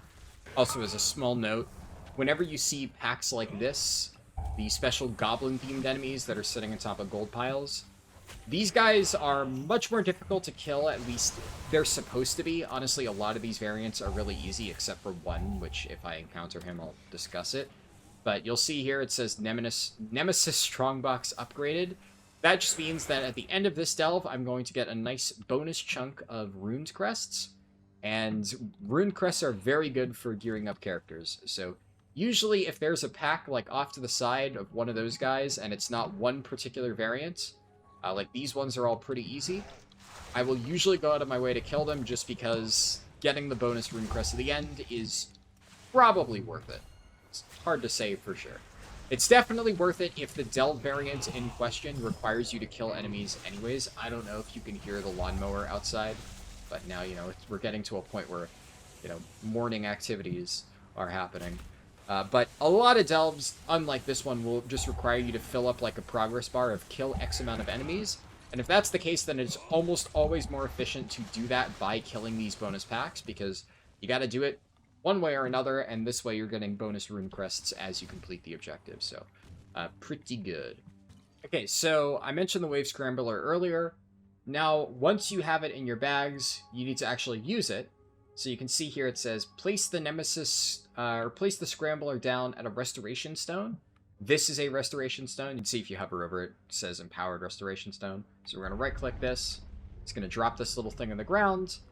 And we just gotta sit here and wait a little bit until... Any second now, it's gonna activate and then... Yeah, there we go. The Underpins Grand Entrance. Then he's gonna jump in, and you just gotta fight him a little bit. This is honestly a really easy fight, and the nice thing about this is you actually don't even need to win the battle. So I'm actually going to die on purpose, just to demonstrate. It's gonna proc... There's a bonus cheat death that you get from the pacifist rig. But I don't actually want to sit here and get him to 50% to get the thing the normal way. So I'm just going to intentionally die. You have tons of lives, and this delve is easy. And then I can loot this. Now, I've already done my weekly Delver's Bounty on this character that I'm using to run through, but I will quickly show you what happens when I do it on my other character. Alright, so we're back on the rogue POV. Walk over here, I loot the pile, guaranteed Delver's Bounty. The other reward is a mix of 3 options. You either get a curio upgrade. Now, I have my curios fully upgraded, so that is no longer a potential reward for me. And then if you don't get that, you either get a Radiant Echo, which we'll talk about this later, or you get a piece of Champion Track gear equivalent to what you would get from the end. So, nice little bonus there. Also, while I'm here, might as well just loot the thing. Always a chance that I get a bonus Wave Scrambler, so it is worth it, because that would save me a lot of time in the long run. Didn't get it. Oh well.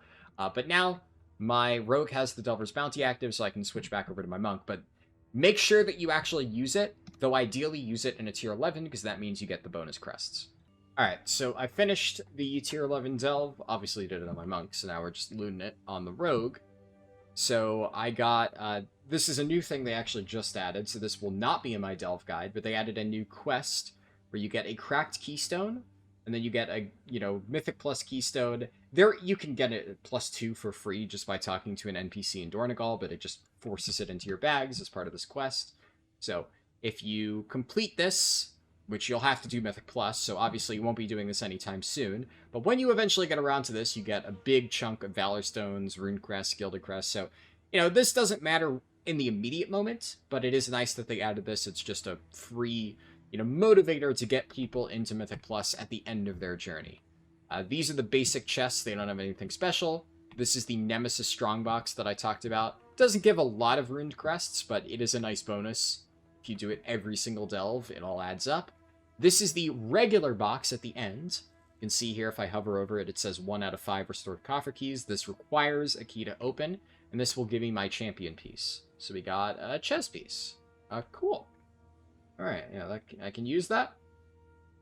Put that there. I'll still hold on to my veteran piece for now. And then this is the hidden trove. This is the Delver's Bounty box. So we're going to pop this sucker open. You get gloves, crit verse. Alright, cool. I'll hold on to my reputation gloves. But yeah, 2 usable pieces.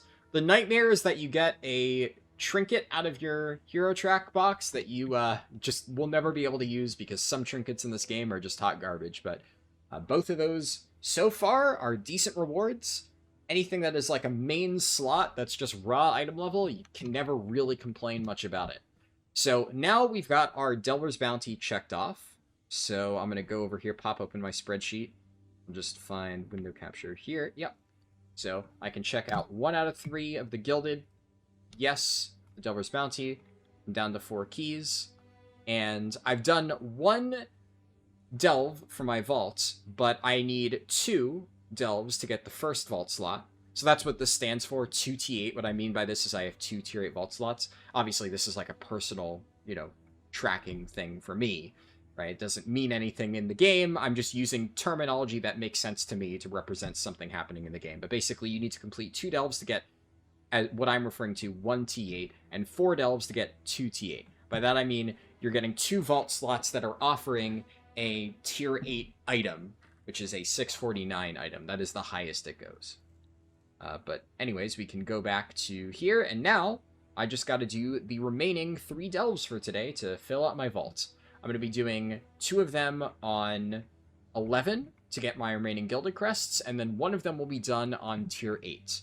Now, looking at the available delves, Side Street Sluice is almost always pretty easy, and Sinkhole, depending on the variant, is pretty easy. I happen to know that it's a decent variant today, so I'm going to do these on tier 11, because obviously you want to do the easy delves on the hardest difficulty. And Underkeep is usually really annoying, so I'm going to do that on tier 8, because that way the really annoying hard delve will do on like the slightly easier mode. That is how I'm going to approach it. Okay, so I mentioned earlier that one of the guys that you can fight as part of like the special runed crest boxes is really annoying, and it's this guy, the well-connected friend. Now, this one is a pain in the ass. There are some times, like kind of in this situation, he is directly in the path of where I need to get. There's nothing I can do about it. I need to fight him. But if you ever see this guy in, like, you know, off to the side, optional mob, just avoid him. Don't pull him. The rule that I said earlier about, like, if you're going to kill mobs anyway, you may as well kill, like, the special bonus ones. Does not apply to the well-connected friend. This one is a pain in the ass.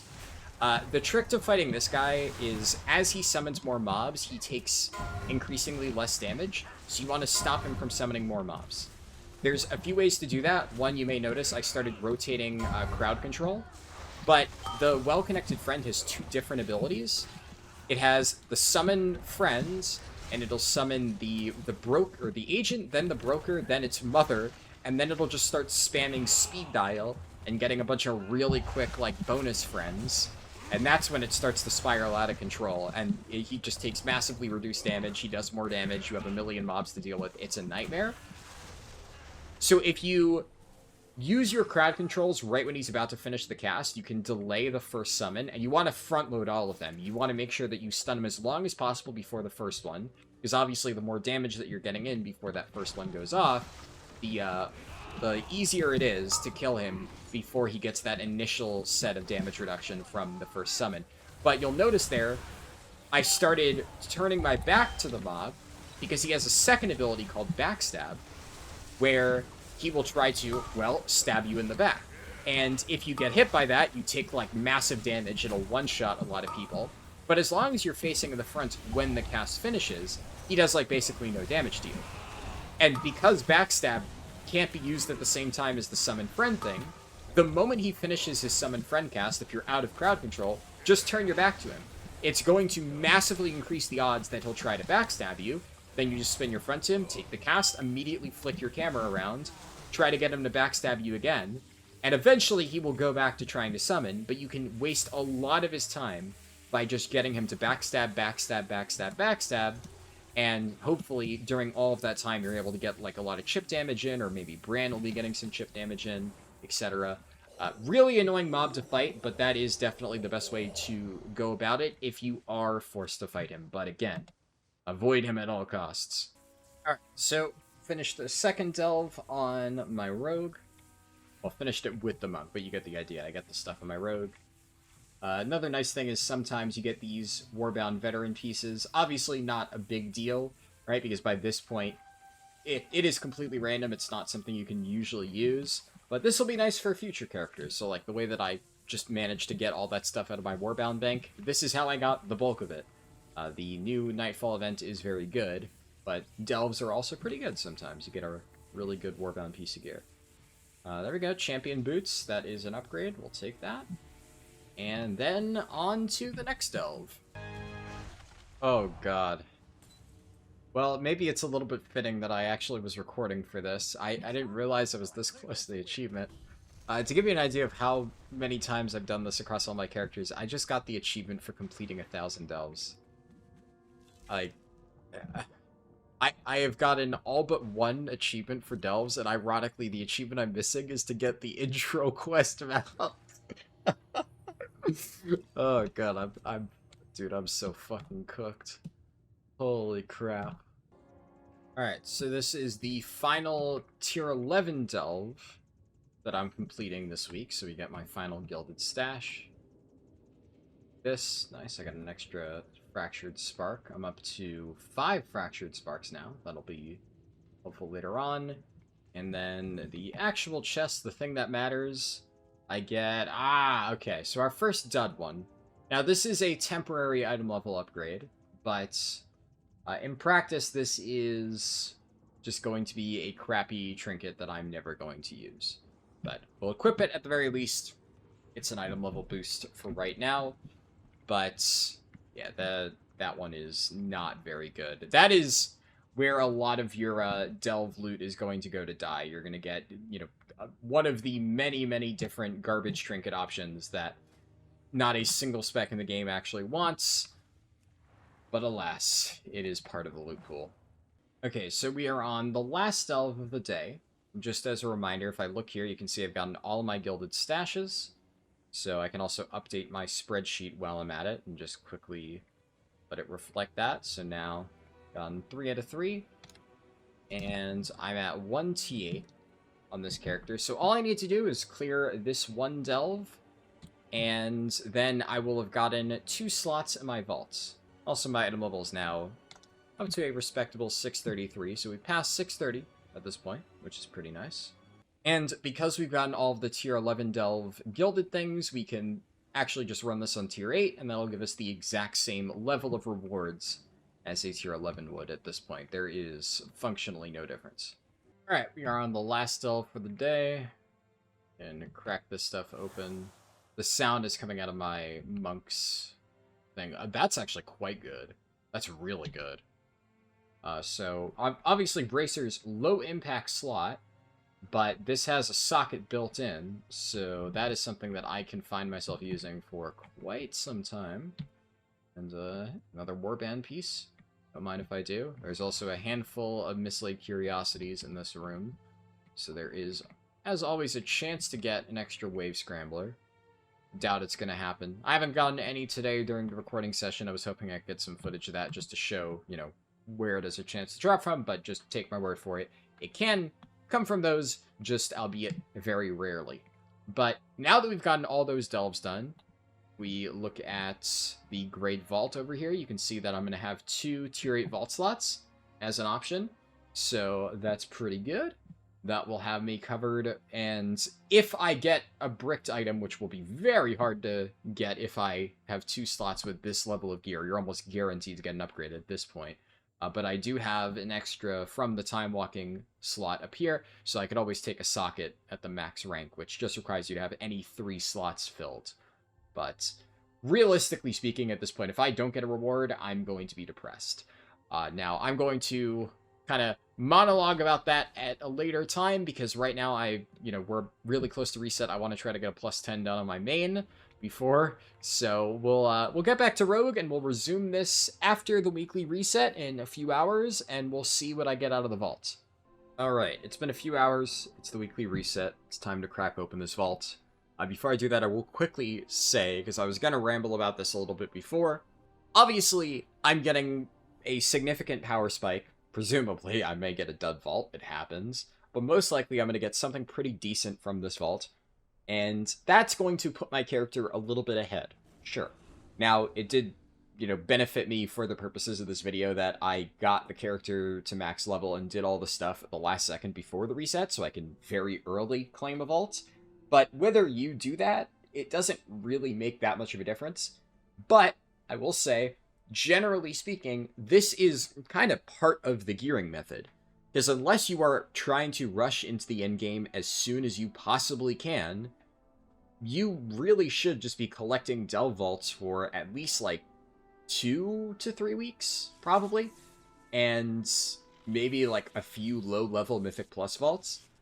If you really want to. Personally, I wouldn't even bother. You get good enough stuff from delves. But the amount of gear that you get by doing this, the amount of gear that I've managed to get across all of my characters, is just insane. This makes the process so much easier. It's basically saving an insane amount of time that you would otherwise have to spend grinding low-level M+. It's just really nice. Especially early on if you can get tier track pieces, because then you won't need to use a catalyst charge on it. Right now, we're at 5 catalyst charges, so that's not really that important. But yeah, sure, this character will maybe get a bigger power spike than you would if you were following along with this and didn't have the weekly reset. But honestly, what I do on most of my characters after finishing my weekly vaults is I just log off and I don't play them the rest of the week. Now, this is kind of part of having as many characters as I do, right? So I have, I'll pull up my spreadsheet here. I have all of these different characters that I've been working on, and a few more of, different alts of, monks and stuff. So obviously, when you have these many characters, you can't dedicate, an immense amount of time into every single one of them. The ones that I choose to spend extra time on are the ones like my paladin, my warrior, the ones I'm using for Mythic Raid. But the other characters, I just do the bare minimum every single week, all the stuff that we've discussed in this video so far. Also, what is this electricity sound? I had to disable the audio because there's some really annoying electricity sound effect that just keeps getting spammed in the game. But obviously, I'm not going to dedicate time to just grinding a ton of gear on all of these other characters every single week to progress them. Why would I, when I can just spend roughly 2 hours to get all of this stuff done on one of these characters every single week and consistently get, like, at the very least, 2 to 3 item levels week after week after week? Sometimes I take a socket, is what it is, but still, that socket can be useful in the long run. So this is just a more effective way to gear your characters.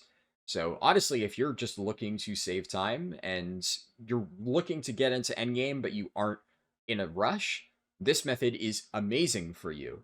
If you are trying to blitz it and get there as quickly as possible, yeah, maybe you'll want to do a few additional things on top of everything that I've recommended in this video. And I'll talk about that in a little bit. There's some ways that you can speed it up, but by and large, just do what I'm doing here and collect vaults every single week. If anything, the main change you want to make is getting a third Delve vault slot just for an additional chance of getting something good. But, that's up to you. Alright, enough preamble. Let's crack this sucker open. Oh yeah, actually, my loot spec does kind of matter for what I open it with.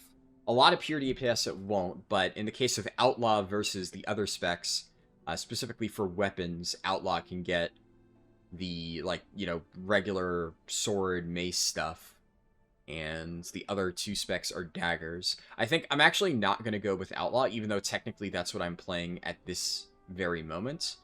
I'm going to pick one of these specs, because if I were to get a hero track weapon, I'd rather it be a dagger that I can use across 2 different specs. Alright, yeah, that... Good vaults. Do I have... Yeah, no, I didn't get pants out of the delves before, so this is just good. Honestly, what you are looking for out of these vaults most of the time is some sort of good tier piece, so something like this. So that's what I'm going to take, just to be clear. But also, there's a few really good hero track trinkets that, depending on your spec, could be nice in the long run. Funhouse Lens is one to keep an eye out for, that a lot of people really like to use. I would have taken something like that in this case. And alternatively, every now and then I get like a hero track pair of socketed bracers. And that way, you can use that for a while and not have to actually spend a socket on it. Stuff like that is kind of what you're hoping to get out of your vaults there. And overall, I would definitely say that getting hero track tier is good. Now, the thing is, before, remember, I said don't spend your upgrades, right? Only get things up to 645. Well, I'm actually glad that I got something usable, because now I can talk to you about another important thing about upgrading. So, when it comes to upgrading gear, you need to keep in mind a few different breakpoints. Generally, you're not going to want to spend any crests to upgrade something past the point where you can just get it to drop naturally. So naturally, for instance, you can just run delves like I did earlier to get items directly at 639 champion track. So why would I want to go and, let's say, spend the carved crests required to upgrade this to 636 and then upgrade it further to 639? I'm wasting all of those Valor Stones, all of those carved crests, when, in theory, if I run enough delves and do the Nightfall thing, enough weeks, I will eventually be able to just buy an item that is directly at 639 item level, completely wasting this upgrade. So you never want to upgrade anywhere up to 639. Anything below, you're saving it. I kind of touched upon that a little bit before, but I didn't go into a ton of detail, but that's the reason why. You don't want to waste your upgrades when you can just loot it at that item level and then get it for free. And then if I were to get another chest piece, like I can show here, if I wanted to upgrade it up to the same level as my current 639 chest piece, it is completely free. The crests are discounted to 0. Still has a trivial Valor Stone cost, but you can see that this is also a bit discounted. But the important thing is that I got it at a fixed item level, so that's really good. Similarly, when upgrading pieces like this, you can, if you want to, upgrade stuff up to 645. Because you're specifically saving your carved crests from 639 onwards, the only thing that you need them for are these last 2 upgrades, or holding them up to convert to runes, which is the main reason to not just immediately send all of these upgrades. But one thing I usually do is I will tend to upgrade items up to 645 if I'm actually playing the character at least a little bit. So in your case, I think that these upgrades are fine if it's something that you're actively doing delves with. Usually you're going to get good value out of this. Obviously, you could get a hero track piece and get something at 649 immediately, like these pants. And then you'll waste a handful of Valor Stones, a handful of Carved Crests. But that is a lot rarer, getting that hero track piece. You'll only have that twice a week from the Delver's Bounty or the Vault, to the point where the immediate upgrade that you get out of this will likely, across a lot of different slots, make your life easier. That's why I sent it on this necklace. So keep that in mind. And the same thing goes for this item here. So in this case, I happen to have like the discount, so it's going to be a little bit cheaper. But this is a pair of 649 hero track pants. If you are not farming Mythic Plus or entering raid and stuff like that, which, you know, if you're trying to just get an alt brand new, geared up, you likely won't be doing that a lot. And generally speaking, you're going to aim to be as geared as you possibly can before you even start doing Mythic Plus or before you set foot in raid. That's just the goal of most people. That's my goal with my alts. So the only way that I can get better gear than this is by doing those activities. This is the highest that you can get from doing delves, so wasting these upgrades is not really a concern. So I will never realistically get anything that will replace this item, at least not for a very long time. Therefore, I can pretty safely use whatever crests I have here to upgrade this item up to 658. So I'm going to go and do that. You get a lot of runes crests by doing delves and stuff, so that's pretty good. I will note that early on in the season, I wouldn't recommend upgrading that. Right now, obviously, there is a massive season maximum on runes Undermine crests, so you're able to farm more than enough of these to where an upgrade like that is okay. If we're talking like literally week 1 or week 2 of the season, things are a little bit different and you want to be way more stingy with your crests, but obviously that's not really applicable to this video. This is an alt catch-up video, but I do want to just keep that in mind, right? If you continue playing next season, you're brand new to the game.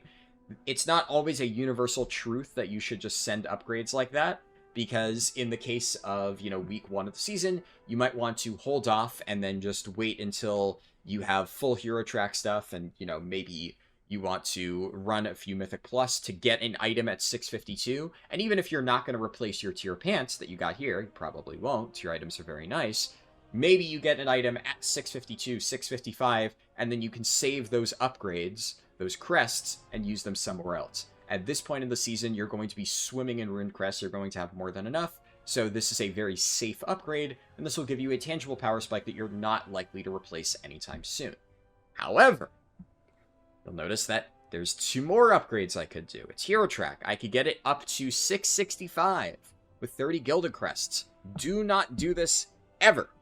Ever, ever, ever. You should never, ever, ever under, like, there's 1% situations where you might want to do these upgrades, and I'll talk about them in a little bit, but generally speaking, I'll be honest, if you are watching this video, never press this button. Never upgrade to Hero 6 out of 6.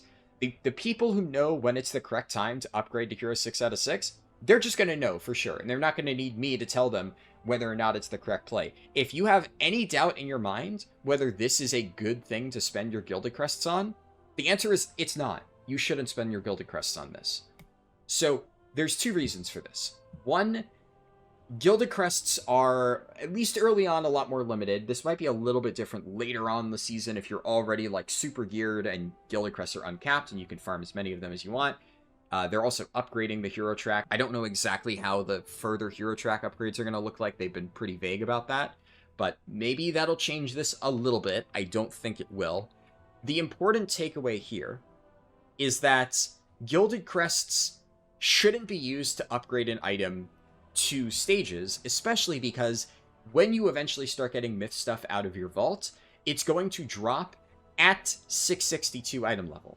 So the same thing that I said before about, you know, you could potentially get an item out of Mythic Plus that would save you the Runes Crests, well, that applies to Gilded as well, except Gilded tends to be a lot more valuable. But the big reason why you should never, ever, ever spend your Gilded Crests on small upgrades like this is because in the long term, you can use gilded items to craft 675 pieces in particular slots, and that's going to be even higher whenever they add, like, the boost thing later this season. I don't remember the name of it, but you'll be able to craft, like, 682 items with gilded crests. So if you run enough delves, you save up gilded crests. Well, why would you want to upgrade something to 665 when that would cost 30 gilded Undermine crests, and it costs 60 Undermine crests to buy a crafted item? You buy the enchanted gilded crest. I'll touch upon this later in the video, but just keep in mind, 60 gilded crests equals a 675 piece. Why would you then want to spend it on upgrading 2 items to 665? That is going to be way less power than just fully upgrading a slot to 675, which is better than you can get otherwise. So that's very, very, very, very, very worth saving for, and you don't want to waste your crests here. In fact, ironically, the only time that really you'll ever want to spend these gilded crests to upgrade something would be in a situation like this on a hero track tier item. Usually on this, or there are specific delve trinkets or M+ trinkets that on hero track you can maybe justify doing. But the only time that you would do that is if we're talking this is like super late in the season and you're not a Mythic Raider. So if you are a Mythic Raider, you're going to get a lot of easy Myth Track items. If you're only doing Mythic Plus, then you'll have a limited amount of access to those Myth Track items. You're only going to get 1 per week, so it's going to take you a while to get there. And although you can craft 675 pieces, you can't craft a 675 tier item. So what your gear is going to look like, most likely, in fact, I can actually give you an example right here. So if I bring open my spreadsheet, my Hunter, for instance, I actually did this on in 1 slot in particular. You'll notice that I have mostly champion items, and I'm getting like 1 myth item like a week when I do my weekly vaults. I have a myth track chest that I just haven't upgraded any further. But my Hunter is just a character that I only do Mythic Plus on. I'm not Mythic rating on this character. So although I can get 675 crafted boots, and eventually I could upgrade like these wrists to 675, this belt to 675, I need to run 4-piece for my tier, but I can't replace these items. So the best that I could do with pants, unless I happen to get lucky and get, you know, a myth track tier piece out of my vault, the best that I can do is either riding with this champion 658 piece or this hero 658 piece that I would get out of Mythic Plus, and then, you know, you can catalyze it and stuff like that. Now, in this case, because I have a ton of leftover crests on my Hunter, I decided to send 2 of them into upgrading my hero track gloves to 665. And that's because I know that at this stage on my Hunter, I am not going to see any more meaningful upgrades. I actually also did it on my weapon, but I generally wouldn't advise that. That's only because I know this is an alt that I don't really plan on playing. Like I said, the people who are going to be making these decisions to spend those additional gilded crests, like, it's a very niche thing, and you'll know when it's correct. But I know that this is a character I don't plan on playing a lot further. I could craft upgrades for my belt and my wrists, and that would be a better use of my gilded crests. The only reason I'm not doing that is because, although I plan to do it eventually, since they made the announcement at the time of recording that, like, in a few weeks they're going to allow you to recraft your gear to get it up to 682 with, like, a special bonus, I don't want to waste my gold. I'm not playing this character that much. I'm only doing, like, a weekly vault on it. So why would I want to waste gold getting an item to 675 right now? I did this before the announcement, so, like, whatever. But the other items, why would I get it to 675 now when I can just wait and then spend the gilded crests then to get it to 682? So there's just no point in doing that craft now. So I'm already sitting on a bunch of gilded crests. I'll have more than enough to do my crafts in 3 weeks by the time that gets announced. So in the meantime, I sent it specifically on my tier token, because that is something that I will get tangible value out of. I'm not going to replace that slot, because I need to use my tier piece. And I sent it on my weapon, just because I'm not crafting a weapon right now. Weapon damage is really important for hunters. I happen to have a hero track weapon, so I sent those gilded crests. This is the only character I've actually done it on, and it's because of that very niche situation of, you know, the gilded crests are more valuable right now for those upgrades, for those slots that I know I'm going to be using for a long time, rather than sending them on crafts. But if it's a character that you plan on playing for a long time, if it's something that you would like to get into Mythic raiding with, there's no reason to waste those Gilded Crests, because even if you're sitting on, like, hundreds of Gilded Crests, if you enter Mythic Raid, you're going to quickly reach a point where you'll be spending 70 to 80 Gilded Crests, roughly, to fully upgrade that Myth Track item. And that is a much better use of those crests, because you're also saving a bit since it starts at 662. Also, if you aren't entering Mythic Raid, then it's still better to save your Gilded Crests for these crafted items, although I don't know exactly when I'm going to post this video, but it'll likely be a good bit before the event. Maybe you can consider waiting on your crafts if you're really trying to save your gold, just like me. That way you don't need to recraft it again to 682. But regardless, even if you aren't doing the crafts right now, it'll still be better in the immediate moment to hold on to those Gildeds, be a little bit under-geared at this current moment in time, and then whenever that event rolls around, you just immediately fire off like 3 crafting orders, get those items up to 682, and now you've gotten slots from 658 to 682. That's like, I don't know, close to 30 item levels in 3 slots in one sitting, roughly. Maybe even more, depending on how many Gilded you've managed to farm.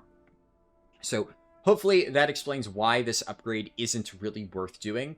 I could theoretically justify this particular slot, but I know that on my rogue, because this is a brand new character, I would like to start saving up these Gilded Crests so that eventually I can get my crafts done on this character. So even though, yes, this could potentially be a valuable upgrade, I'm not going to send this right now. We always got to think big picture. I want to make sure that I can get Keystone Hero with this character efficiently. If you're playing your character, you might be looking to enter, raids, get AOTC, something like that. You still want to use your upgrades efficiently.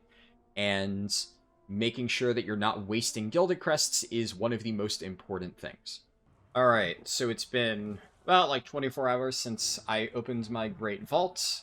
I've, obviously been busy with raiding and stuff on my main, but now it's finally time to get back to finishing gearing this character. You can see it's the same place I left it pretty much. And obviously, first step is to do the same exact weekly stuff that I discussed at the start of this video. Obviously, I'm not going to repeat all of that. I'm just going to quickly give the overview of, obviously, you're going to want to do your Nightfall weekly, because by doing that, I'm going to get another one of these tokens, the same thing that gives you the guaranteed champion piece. Where is it? Yeah, this thing. Radiant Emblem of Service. You're still not spending it, so after I do this scenario, I'm going to have 2 of these, and then once I've done all of the delves that I want to do, and I have mostly champion gear minus like 1 or 2 slots, I'll be able to spend these 2, and, I mean, if you decide to wait a 3rd week, then you can do it a 3rd time, to fill in whatever slots I have remaining. And also, of course, just like I said before, I'm going around doing all my weekly stuff. I did the Spreading the Light weekly, so I have this box here that I can crack open. That's actually really interesting. It's warbound, too. Is it supposed to be warbound? I've actually never seen that happen. I've never gotten a piece of warbound gear out of my weekly box. I think that's a bug. I think that might be a bug because Shining Arathor Insignia is now part of this new event, the Nightfall scenario. So I think that they just made any veteran version of this item warbound, even though you're not supposed to be able to trade the warbound, you're not supposed to be able to get warbound items from your weekly boxes. That's crazy. Okay, I didn't intend to get this on recording, but this is a really funny bug. This trinket, by the way, very, very, very good for some specs, like Brewmaster Monk in particular. This thing is nuts for them. So, I'm not going to use this on this character, even though it technically would be better, I think, than this thing, the Baleful Excerpt right now. I would, since I, by some miracle, managed to get a bug that gave me a Warbound piece from what's supposed to be a Soulbound weekly item, I'm just gonna keep it. That's cool. We take those. But yeah, so I got 1 restored coffer key, you can see. That's 1 out of 4 weeklies. And then after this event is over, I'm going to go over to Undermine. We're going to do the weekly surge pricing, which will be in about 20 minutes from now. And then as I either wait for that or wait to get the rewards from that, I'm going to go around, do different world quests to get the weekly thing. You can't see it on the map here because I haven't picked a cartel yet this week. But once I do that, the world quest will show up. I'll get credit for it. Do the world boss to get another chance at a weekly item. This time I actually haven't done it on my account yet, so I will get 1 random item by killing it. And you go through all those weekly chores every single Tuesday, Wednesday, depending on your region. And then once you have your 4 keys, you can go ahead and do delves. Alright, so just did the world boss, and you can see here I got the warbound piece. Now this is a male item, obviously, so not something that I can personally use on my rogue, but, you know, there's always a chance that you get something. Like I said, probably good that I haven't gotten anything. I technically, again, could use some of my warbound champion pieces that I already have on my account, but just for demonstration purposes, I'm not going to do that right now. And we'll just, you know, throw this in the warbound bank and I can use it on a male character if I get that in the future. Alright, so at this point, you can see that I've gotten back up to 5 restored coffer keys. I've done 3 out of 4 of my weekly things. Like I said, I did the surge pricing, and then I did the emissary box. This one's much easier, just shoot a bunch of mobs. It's very quick to complete. And the final key that I'm going to get, there's a lot of different options, but you can see here the current weekly quest requires you to do 3 delves, so I'm going to be doing that anyways, obviously, and even if I didn't have bonus keys from reputation and stuff, if I only had the 3 weekly keys that I'd already gotten, I could just use those to complete tier 11 delves, and then once I finish my 3rd one, I complete this, I get my 4th key, I do my 4th delve, and we're good to go. Now it's time to do my delves, and I'm going to do the exact same thing that I did before. I'm going to do 3 plus 11s to get the gilded things, and then the final delve will be a plus 8. You could technically do it on 11, again, but it's just going to save time by doing it on 8, because after the 3rd 11, there is no advantage to doing that. Alright, so I finished the delve. Something that I forgot to mention is that you can get this thing, the Archaic Cipher Key, every single week. I didn't get that on the previous set of delves that I did earlier in the video because this is a once per week per account thing. This gives you a big chunk of Delver's Journey. That's kind of the main reason it's not repeatable. Now, I'll talk about Delver's Journey a little bit when I finish showing these delves, because that is one of the main, like, what you can do later on type things. I've already maxed out the Delver's Journey track, so that doesn't really matter. The main advantage here is that you get a nice additional chunk of undercoins, and because they're no longer warbound transferable, you ideally want to complete this on the character that you need undercoins on the most. And if you get it on a character you don't want to get it on, you can always just, like, delete this and then keep running delves, and then eventually, whenever you're running a delve on, you know, like, for instance, in my case, I wanted on my rogue, so I've already done delves on, like, warrior. I deleted it on my warrior, and then when I ran it on my rogue, it dropped now. So that's one way that you can guarantee that the character who needs undercoins the most will get it. And the reason I need undercoins is for something that we'll discuss in a little bit. I got shoulders. Is that... yeah, that's good. Alright, honestly, decent RNG. I would say above average so far in this character. Haven't gotten any duplicates. Now, I'll just quickly showcase the rewards that I get from the remaining 3 delves. Alright, so this is delve number 2. Now, worth noting here, I have not gotten a Delver's Bounty after looting this stuff. Okay, so that is a crappy trinket, unfortunate.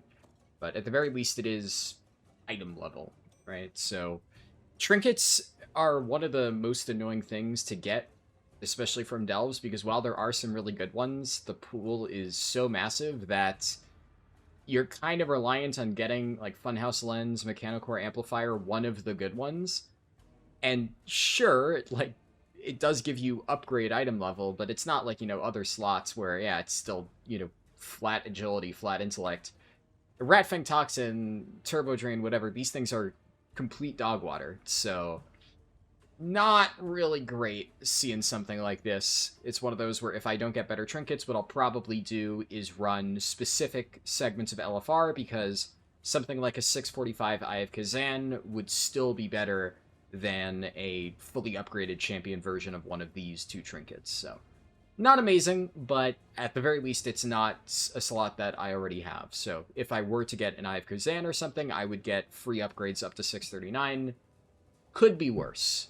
But also noteworthy, since I have not gotten my Delver's Bounty yet, I could use a Wave Scrambler again, and I could try to directly summon the Underpin.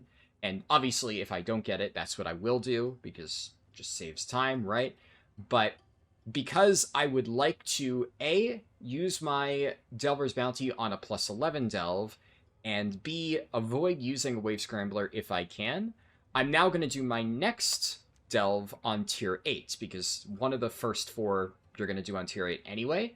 So Micromancer, generally speaking, is a bit more annoying to complete. So I'm going to do this one on tier 8, and I'll do that first. That way, if I loot a Delver's Bounty at the end of Micromancer, I don't need to use a Wave Scrambler in Sinkhole. But if I still don't get it after Micromancer, I'm just going to send the Wave Scrambler midway through Sinkhole. That way I can guarantee that I have that for the final tier 11 delve today. Alright, we got Micromancer down. Thankfully, I did manage to get the Delver's Bounty, so that is pretty nice. I won't need to use a Wave Scrambler.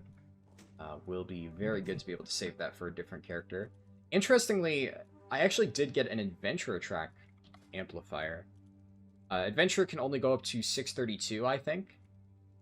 I'm pretty sure, technically speaking, if I were to upgrade this to 632 right now, it might outperform my current trinkets, but that's the kind of thing where I don't really think it's worth sinking so many Valor Stones into this, even if it doesn't cost you any actual crests at this stage. I personally don't think that's worth it, but it probably would be a slight upgrade. The reality is, you're going to see such a negligible difference at this stage in terms of whether it affects your damage or not, that I'd say just hold on to your Valor Stones, don't waste them. Speaking of which, I'm sitting on 1,361 at the moment. So I don't really have anything I want to upgrade immediately, so I think now would probably be a good time to just dump some of my Valor Stones into these Sparks, just to make sure that I'm not overcapping on Valor Stones. Because there have been a few times where I'm gearing up a character, and then I look away for, 30 minutes, and then I realize, oh crap, I've been at max Valor Stones that entire time, and I lose out on, 200, which, not the end of the world, but, kind of sucks to be slightly inefficient in that way. What do we get? A ring. That is pretty good. That's a slot that I still needed. And nice thing about this is you only need the one ring. You need a ring, period. And I have no idea if the stat line for this is good.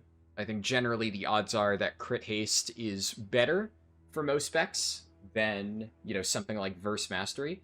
This is a ring that I actually use on my Prot Warrior because the stats are really good for them. So I'm actually still using this exact champion track ring on one of the characters that I'm currently progressing Mythic with. So definitely one of the better ones, I think, that I could have gotten. And this delve is interesting that there's, the loot is right at the start. So obviously I cleared it with my monk, and now I could, if I wanted to, go around. There's all these, little mislaid curiosities that I could try to loot for a chance at Wave Scramblers. I normally do that while I'm running my character through the delve, just for extra chances at that, but I don't think the 5 minutes that it would take me to, run around and grab every single one is worth the chance, because I'm able to just grab the loot here immediately, so I'm just going to say screw it, and go on to the final delve. Also, as a small note, so I have extra keys that I can use, so I don't need to go back to Dornegal and immediately get another restored coffer key.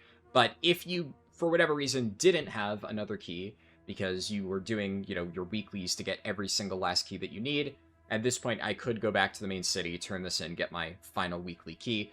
I will be doing that after this, and I'll still get all 4 keys. It's just, I'm not going to waste time traveling back and forth right now. Alright, delve 4 out of 4 for today. Opening all the weak boxes first. I'll open the regular chest. Belt, is that... Yeah, that's an upgrade. Oh, of course, there's a stupid bug that causes a bajillion. Blizzard, please fix. That, I don't know what add-on causes that, but there's a really annoying Lua error bug. But nice, belt is definitely one of the things I could use, and... Okay, a weapon. That's interesting. Now, I actually just realized I still have my loot spec set to Assassination, even though, technically I've been playing Outlaw. So, this is fine, though. This would just mean that I would need to get, another veteran track dagger. If I mean, obviously, for the purposes of this, I'm just effectively boosting myself, right? But if this was a character that I was actually playing, then I would just grab, another veteran track weapon, something comparable to this in the meantime, and equip this weapon, but honestly, that's still good. That's something that I needed, so yeah, we take those. And now I can use my Hearthstone and go turn in the Delve quest. Alright, so first off, we have this quest. Nothing super special. It gives you a guaranteed Fractured Spark, so that's pretty nice. I can combine this again just to dump some of my Valor Stones, so that doesn't get overcapped. And nothing crazy out of this, just rests 4th key. And then I'm going to turn this in and get the big chunk of Undercoins. That's the thing that I talked about earlier. And also my rogue is now 641 item level. So that is a pretty notable milestone. I've got champion in the vast majority of my slots. If I close this and, look through my gear, I'm going to have the dagger equipped, obviously ignoring the fact that for the spec that I'm currently in, this isn't something I could use, right? Realistically, if this was a character I really wanted to play, I'd just pivot to a spec that used the dagger, or more realistically, I wouldn't have been in Assassination loot spec, but I don't really care that much. Realistically, whenever I play this character for real, I'm going to craft a weapon later on, which is something I will discuss in a little bit. But currently we have Veteran, Champion, Champion, Veteran, Champion, Champion, Hero, Veteran, Hero, Champion, Hero, Champion, Champion, Cersei Circlet, and then 2 Champion Trinkets. I would actually say this is maybe some of the best RNG I've gotten on one of my characters. It's not like insane RNG. When I was gearing up my Warlock, so Drazoeth on this spreadsheet, I got absolutely ludicrous RNG. I got full tier out of every single vault that I opened, and I have like full best in slot trinkets on that character. The only reason it's the lowest geared character on here is because I got it to max level like 3 weeks after every other character on that spreadsheet, and yet it's still almost caught up because that's just how lucky it got. Meanwhile, my mage was going weeks on end with completely dud vaults and nothing good out of the Delver's Bounty, so you can get very swingy results. This arguably is maybe the second best RNG I've seen on a character behind my Warlock, but I haven't gotten any item that is particularly crazy. The tier pants are nice, but not entirely hard to get. Getting a tier piece, although not guaranteed, I've had happen on many, many, many characters.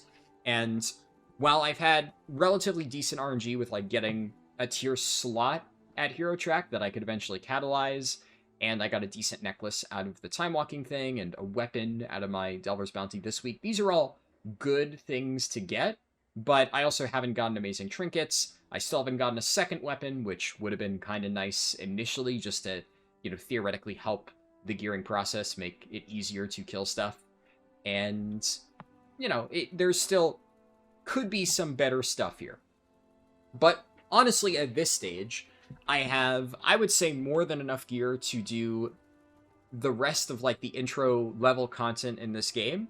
And I think at this stage, now that I've opened my Delver's Bounty, now that I know that at least for the next like 5 or so days, I'm not going to be getting any more Hero Track items, I think this is a good time to spend any upgrades that you have to get things at least up to a reasonable level. So what do I mean by this? Well, I have socketed bracers here, and this is just, it's champion track, right? So I can afford to upgrade this. And because it has a socket, there is a very good chance that I will continue to use this item for quite a while, because even if I get a pair of Hero Track bracers, I will still want to continue using the one with a socket. The only advantage of looting Hero Track bracers would be it would save me a few crests from the upgrade process.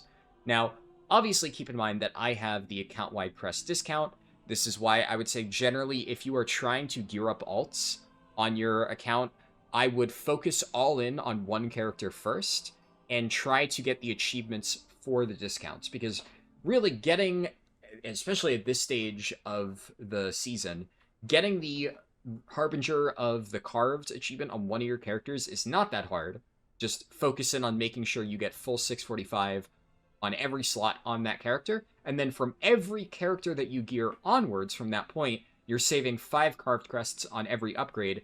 That adds up a lot.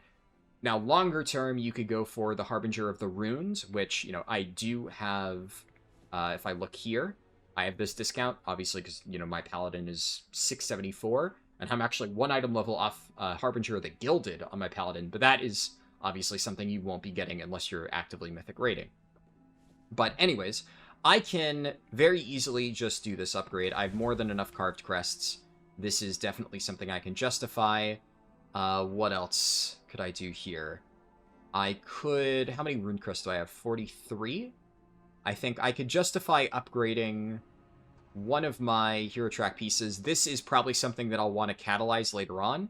And if I'm only doing delves initially, I'm never going to get anything higher than this in the immediate moment. So I think this is a pretty safe upgrade. Then what else? I think upgrading this ring all the way is probably good, because that will give me a big chunk of item level, and because of the whole Cersei Cirlet trick that we discussed earlier, notice this costs absolutely no crests whatsoever. So I can just full send this all the way. Very big power spike there. And then I guess, what else would I can't really afford any other upgrades because I sent my Valor Stones onto the Spark of Fortunes. But that's fine. Obviously, there's a million ways to farm Valor Stones. I still have plenty of crests left over. So, 643, pretty good. At this stage, what do you do? There's a few different options. One is, I would say your next major milestone, just in general, is you want to obviously get full champion track in every single slot. Ideally, you just want to get full veteran upgraded to 645, but if I were to try and upgrade, let's say, this cloak all the way up to 645, I'd be burning a lot of additional carved crests and additional weathered crests, and while weathered and carved crests, they're not really that important, if I were to instead just loot the item at 639 like you get from running delves, well then I'd be able to then save this, because later on there's options here that let you convert up crests. So you convert 15 or 45 weathered crests into 15 carved, and then 45 carved into 15 runes. And rune crests are one of the biggest bottlenecks that you'll start to face as you start to gear up your characters, because you don't get that many from delves. You get like a decent amount, but whereas carved crests, you just do basically anything and you're swimming in it, runes you do need to grind a lot more. And you're going to hit a point where you'll need a lot of them and you will not have a lot of them. So a nice, easy way to get an initial boost is by converting all of your crests upwards. And if you spend all of it on frivolous upgrades like this cloak, all the way up to 645 from 626, well, you're wasting that potential. Technically, are you wasting any long-term value? No, but, I mean, saving time matters. The amount of time that it would take to farm this equivalent amount of stuff, why would you waste that when you could just do another delve tomorrow and potentially loot a cloak at 639, and, then all of that time is potentially saved, and you didn't need to do anything else other than just wait another day to run that delve. So on that note, speaking of running more delves, obviously you can only run 4 per day. So for me, at this exact moment in time, there isn't a lot that I could really do to push this character. That's okay though, because if I just wait until tomorrow, there'll be a new set of 4 delves, and I can run that and get 4 more chances at gear. Now, the issue with that inherently, and why I like to gear up my characters, my alts, over a longer period of time, is because I'm not guaranteed to get anything out of those 4 delves tomorrow. RNG has been relatively good to me thus far, but I could do delves tomorrow and get full duplicates and not actually replace all the slots. And that might kind of suck. So I think that if you are still missing champion pieces, bare minimum, you should try to do your delves every single day. The nice thing is, from here on out, throughout the rest of the week, I'm only doing tier 8 delves onwards, and those are much easier to complete, so it shouldn't take me as long to get all of those done when compared to doing like the 3 tier 11s, which are not hard per se, but can be relatively time consuming. Everything just has crap loads of health. But in order to do that, you need more keys. So obviously these first 4 delves every single week, you get the 4 guaranteed keys from your weeklies. That's not very difficult to do. But let's say you want to continue farming it, well, you can't just infinitely run delves, you need to get more restored coffer keys. How do you do that? So the first obvious method, which we've kind of already briefly touched upon earlier, is reputation rewards. Now, again, you're not going to have this if it's a brand new account and you're playing War Within for the first time. But as you progress through these ranks, at certain levels, for every single faction, you'll eventually get a guaranteed restored coffer key. And although it may suck if it's your first character, it's going to be a little bit harder, it's definitely worth it to invest the time to get all of this stuff, because then every single character from then on, you get all, like, look at all this stuff that I'm getting. All these Valor Stones, all these crests, and you get an enchanted rune crest, that doesn't matter. And then I can talk to the kobold guy, same exact thing. I'm just getting flooded with a free key, all these free Valor Stones. And the item here is duplicate, so, or has, like, duplicate protection, so you have to actually open it up. And so I'll just do that again. But now, because I did all of that, I'm actually back up to 443 Valor Stones, so I don't even need to farm more. And while I'm at it, I may as well go and grab the rep rewards from the Hall of Fall Arathi, because that's a whole extra key and set of crests and Valor Stones that, you know, if I'm showcasing these rewards, I may as well grab it now, just to further demonstrate how much you get once you've fully maxed out all of this stuff. Also, on the topic of rep rewards, this is something that you will, of course, have to chip away at over a long period of time. It took me maybe about a month at the start of the expansion to get all of that stuff done. Now, there is an event going on right now that gives you increased reputation gains with the main faction, so if you're watching this video when it comes out, like within the first few weeks, now is the perfect time to get this stuff done. But I would say that farming rep, just like a lot of the stuff that I've shown in this video, it's not that bad if you're trying to be efficient with your time. If you want to just mindlessly grind rep, which is honestly what I did at the start of the expansion, it's a very tedious process, because there's a lot of like little bits and pieces of rep that you can get by killing rares or doing like random side quests, but you get like the vast majority, like 80% of your rep per week just by doing the main quests. So for Hall of Fall, like Spreading the Light, for Azj-Kahet, the like Pact of the General, for Ringing Deeps, doing your, you know, Awakening the Machine thing, or the one where you go around and pick up wax, gearing up for trouble, rolling down on the deeps, these two things. There's a lot of one-time quests, or once per week quests, that take like 5 minutes to complete each, that give you a massive chunk of rep every single time. And if you just do that every week, spend like an hour getting those rep rewards, eventually you will be Renown 25. It's not that hard. Another small thing, you may notice this as you're gearing up your characters, but you also get about like 1,250 rep little tokens every week with every single War Within faction from your tier 8 delves. Make sure you're doing it on tier 8 for bountiful ones for the first time, because it does scale with level, but it caps out at tier 8 at like 1,250. So again, there's all of these like big chunks of rep that you can get, and if you just keep doing that, within a month, you honestly should be Renown 25, if you are good about keeping up with that stuff. And if you are an alcoholic like me, and you play a lot of characters, again, this is really, really, really worth doing. Like, I have to do this stupid intro quest to get this to work properly. But again, look at how much I'm getting from here. It's not working properly. Ah! The stupid quest bug where you have to stop and talk to them again. Yeah. All these crests, all these Valor Stones. It's bugging out again. You know, just is what it is. But yeah, amazing rep rewards. And I'm pretty sure I already got the Azj-Kahet ones, but I don't know, it doesn't really matter. I'm not going to go and double check. I don't need that stuff right now. I'm mostly doing this for demonstration purposes, just to show you how much of a head start you can get on every single character if you go and do that. You know, just look at this. Look at how many weathered and carved crests I'm sitting on. This is one of the other reasons why it's really important not to just waste those upgrades, because the moment that I hit that carved of the Undermine thing, I can just immediately convert all of this stuff into rune crests. And then now that I've, you know, bided my time, slowly acquired champion track gear, and saved my upgrades, the moment I get the ability to convert upwards, I'm going to be sitting on, I don't know what the conversion rate is exactly, but this is at least like 125-ish rune crests from converting this stuff up. And that would just be massive for improving the next stage of the gearing process.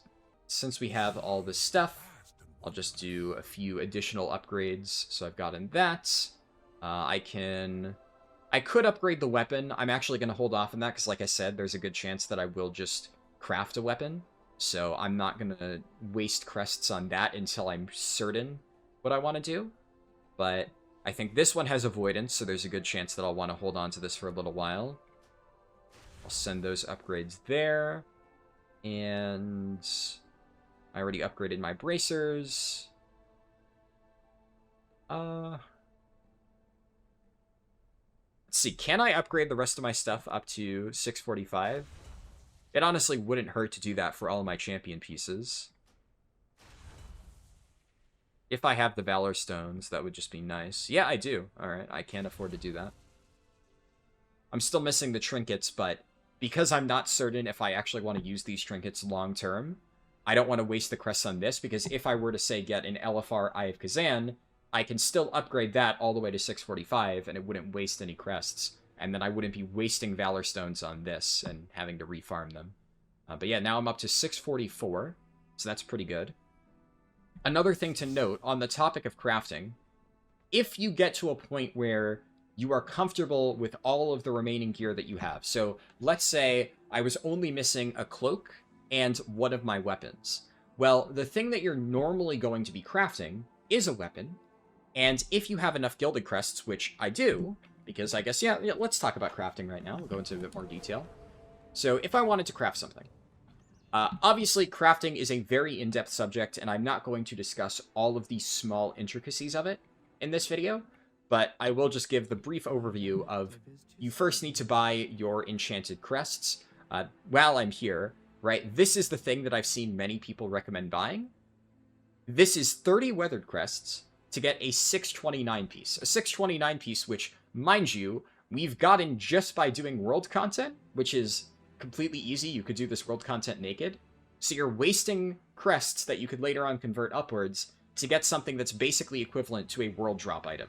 Absolutely complete bait. Never do this. And it still pisses me off that I actually saw a video that recommended converting down your carved crests to get more of these things. Absolute dog shit tier recommendations. Horrible. Horrifically bad. Never do that.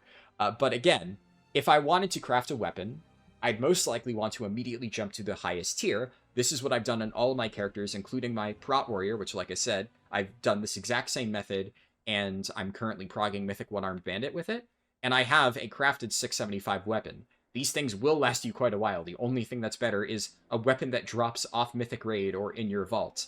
And realistically, there's other things that you'd rather be getting from your vault, like Myth Track Tier, or a Myth Track Trinket that's really good, something that you'll never replace for the rest of the tier. Weapons are easy enough to get that, other than very specific specs where weapon damage is like king for you, this is usually going to be good enough in one of these slots. It's a little bit weirder with, like, obviously rogues use 2 weapons. On Prot Warrior, it's nice because I'm just using a one-hander and a shield, so that one-hander gets me a lot of value, but it would still be pretty good here to buy this. And actually, you know what? Screw it. I'm pretty sure that I am going to play this character and do this stuff, so realistically, I would want to wait, because I kind of mentioned earlier that there's the upcoming, like, Turbo Boost event, or whatever they're calling it, where you're going to have to recraft your stuff, but I feel like demonstrating the entire crafting process for something that I know I'm probably going to do anyway is a small price to pay, so screw it. Just for you guys, I'm going to actually showcase the entire process. So, Enchanted Gilded Crest, I've now purchased that, and I now want to craft a one-handed dagger, because now that I've already gotten a Hero Track dagger, well, I guess I'll probably end up picking one of these 2 specs to start off with whenever I get around to it for my Keystone Hero Challenge. I honestly wasn't going to start with Outlaw anyway.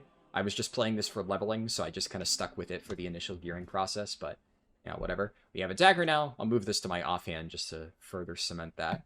So I want to make a dagger. So I'm going to go to Weapons, One Hand, Daggers.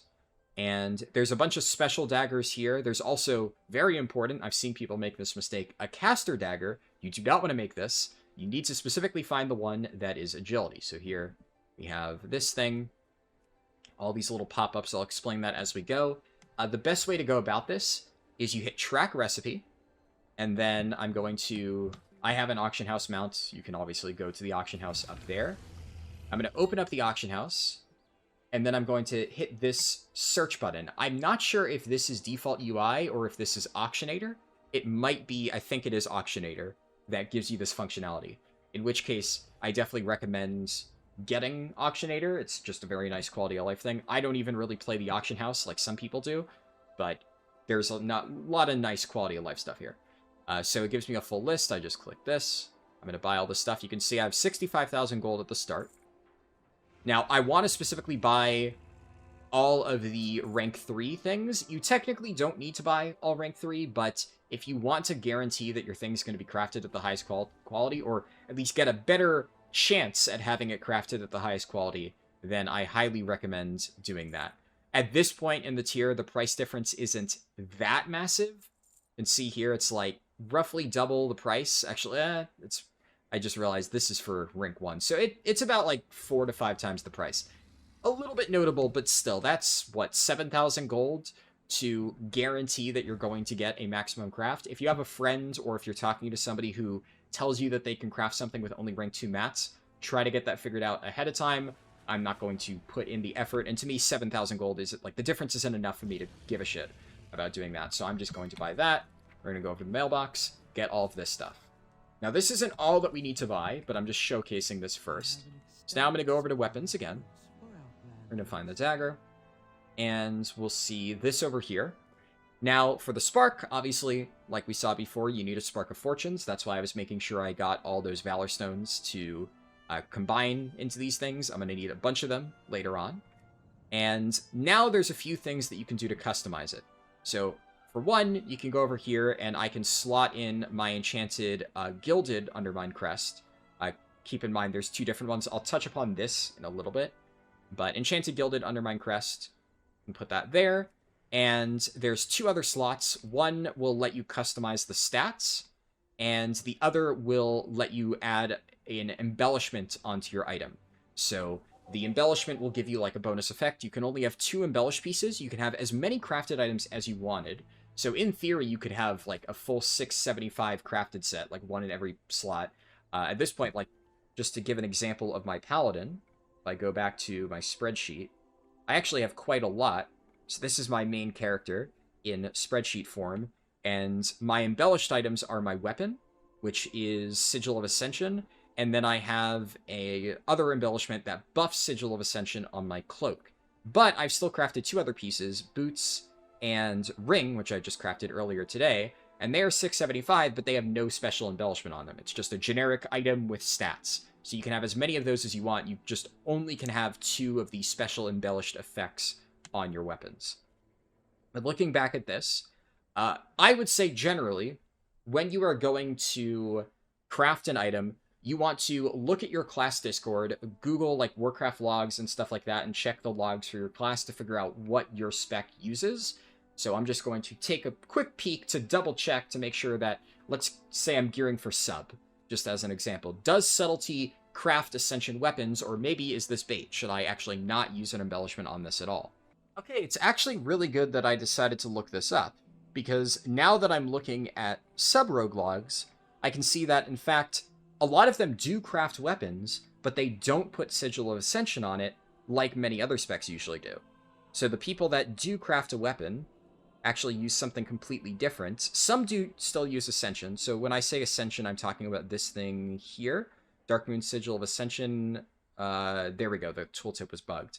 As you stay in combat for longer, you gain a stacking secondary stat buff. And this is really good for a lot of people. This is what I use on my tanks, for instance. But what a lot of sub-rogues seem to be doing is using Elemental Focusing Lens, which you can put on your weapon, and then they just have Elemental Focusing Lens on another piece of gear.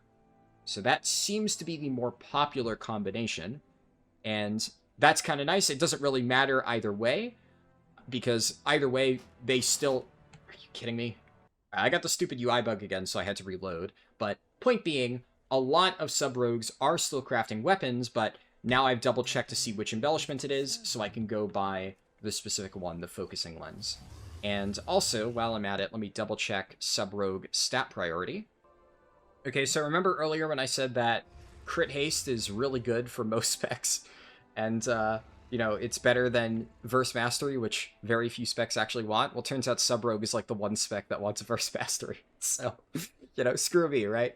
I'm pretty sure I'll still be able to use this ring for one of the other specs. I don't think all 3 of them are Verse Mastery, but because I said that we're starting with Sub-Rogue, theoretically, for the purposes of this video, we'll go with that. So I will get a missive. We're going to go over here. We're going to search Algari missive. And then I want to find the Algari Missive of whatever Verse Mastery is, which I actually don't know the name off the top of my head. Is that Harmonious? Yeah, so Algari Missive of the Harmonious. Ideally, you want to buy the rank 3. The difference in quality here will change the difficulty of the craft. So if you have a rank 1 version of this missive, it'll make it harder for somebody to get a rank 5 craft for you. And then, again, we need to search Focusing Lens, buy, again, the rank 3 so that the craft is as easy as it can possibly be. I'm going to get this stuff out of my mailbox. And then I think we have everything that we need to craft our dagger. Go over here, put the spark. Going to put Verse Mastery, put the Enchanted Gilded Crest, the Focusing Lens, double check that I didn't click the Intellect Dagger, because that would be a complete disaster.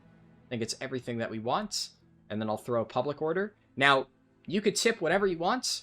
I usually like to tip 420.69. Haha, funny number. Yeah, I know. Very immature, but the way that I see it, it's a nice, good enough amount of gold that somebody's not going to feel like it's wasting their time to click on it, but you know, it's an arbitrary limit where, because it's a funny number, there's a reason I'm putting this, so people don't feel like I'm being stingy. It's just like a generic thing. I've genuinely been doing this, like, since Dragonflight, and I feel it works. I feel like people respect the 420.69 tip more than, like, you know, a fixed 250 gold or something. This feels, like, generous while not being insulting. So I genuinely do this for every single one of my crafts. So I'm putting this in public order. Now, I will say, if you want to absolutely guarantee that you get rank 5, probably try to look in trade chat and find a crafter. Now, it's like the middle of the night. It's 6 a.m. where I am right now. I tend to record a lot of my stuff at night. So finding a crafter right now would be difficult.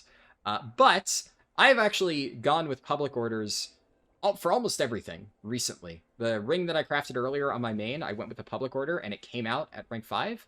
Because what I found is that the vast majority of people who are still doing crafting these days, if you put at least a decent tip that's above, like, 0 gold, it's better than nothing. They also sometimes get money back from resourcefulness procs.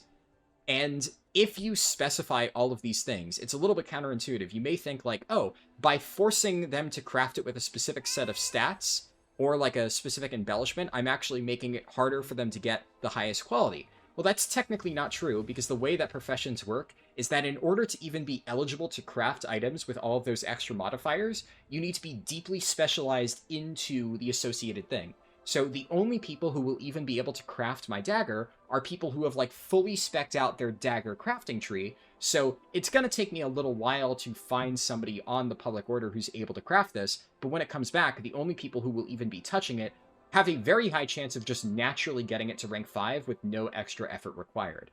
So a little bit counterintuitive there. Definitely always put missives on it if you're going to craft something with a public order. And I've been doing this successfully for, like, weeks now. I haven't had an item come back at not rank 5 for a while.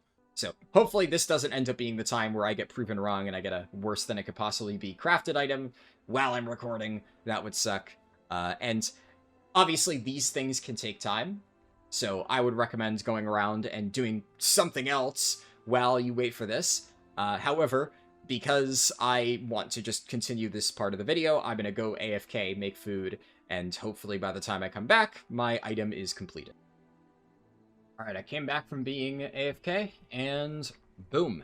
675 weapon. Just like I said, it's very consistent. People will usually get it at max quality. So I can just slap that in there. That's our weapons taken care of. I can eventually upgrade this up to 658. Now, you can get a second weapon upgraded. I don't know exactly how important that's going to be for rogues. I know that for a lot of specs that use 2 weapons, your offhand is less impactful. Not entirely sure. If I didn't get the hero track one, I would probably just slam a second craft, but I'm probably going to be fine with this, especially because if I plan on playing this character a lot long-term, I might want to save that to craft like an outlaw weapon. But, you know, that's a specific decision that you will need to make. However, we're not done with crafting because there is at the very least one more item that I can make. Now, you may notice that I have this Enchanted Runes Undermine crest. So, I got this because I did Cartels of Undermine up to Renown 20, and this is the reward, and you can see I looted it earlier in this recording. Now, Obviously, this is one additional 658 craft that you get completely for free. You just get the fully formed crest. You don't need to spend anything on it. So if I wanted to, I could send this on like a cloak right now. Now, for the purposes of this video, I'm not going to do that because I would imagine the vast majority of people watching this aren't going to have this at Renown 20. However, there is a way that you can get one of these enchanted rune crests, a second one, but obviously if you don't have the rep one, you can at least get one guaranteed, and every single person can do it.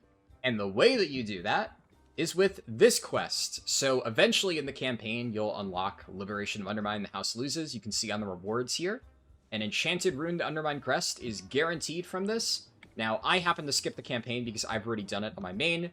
If you are doing it for the first time, it takes like 2-3 hours tops. It's really not that bad, so it's not like it's super time-consuming to get here.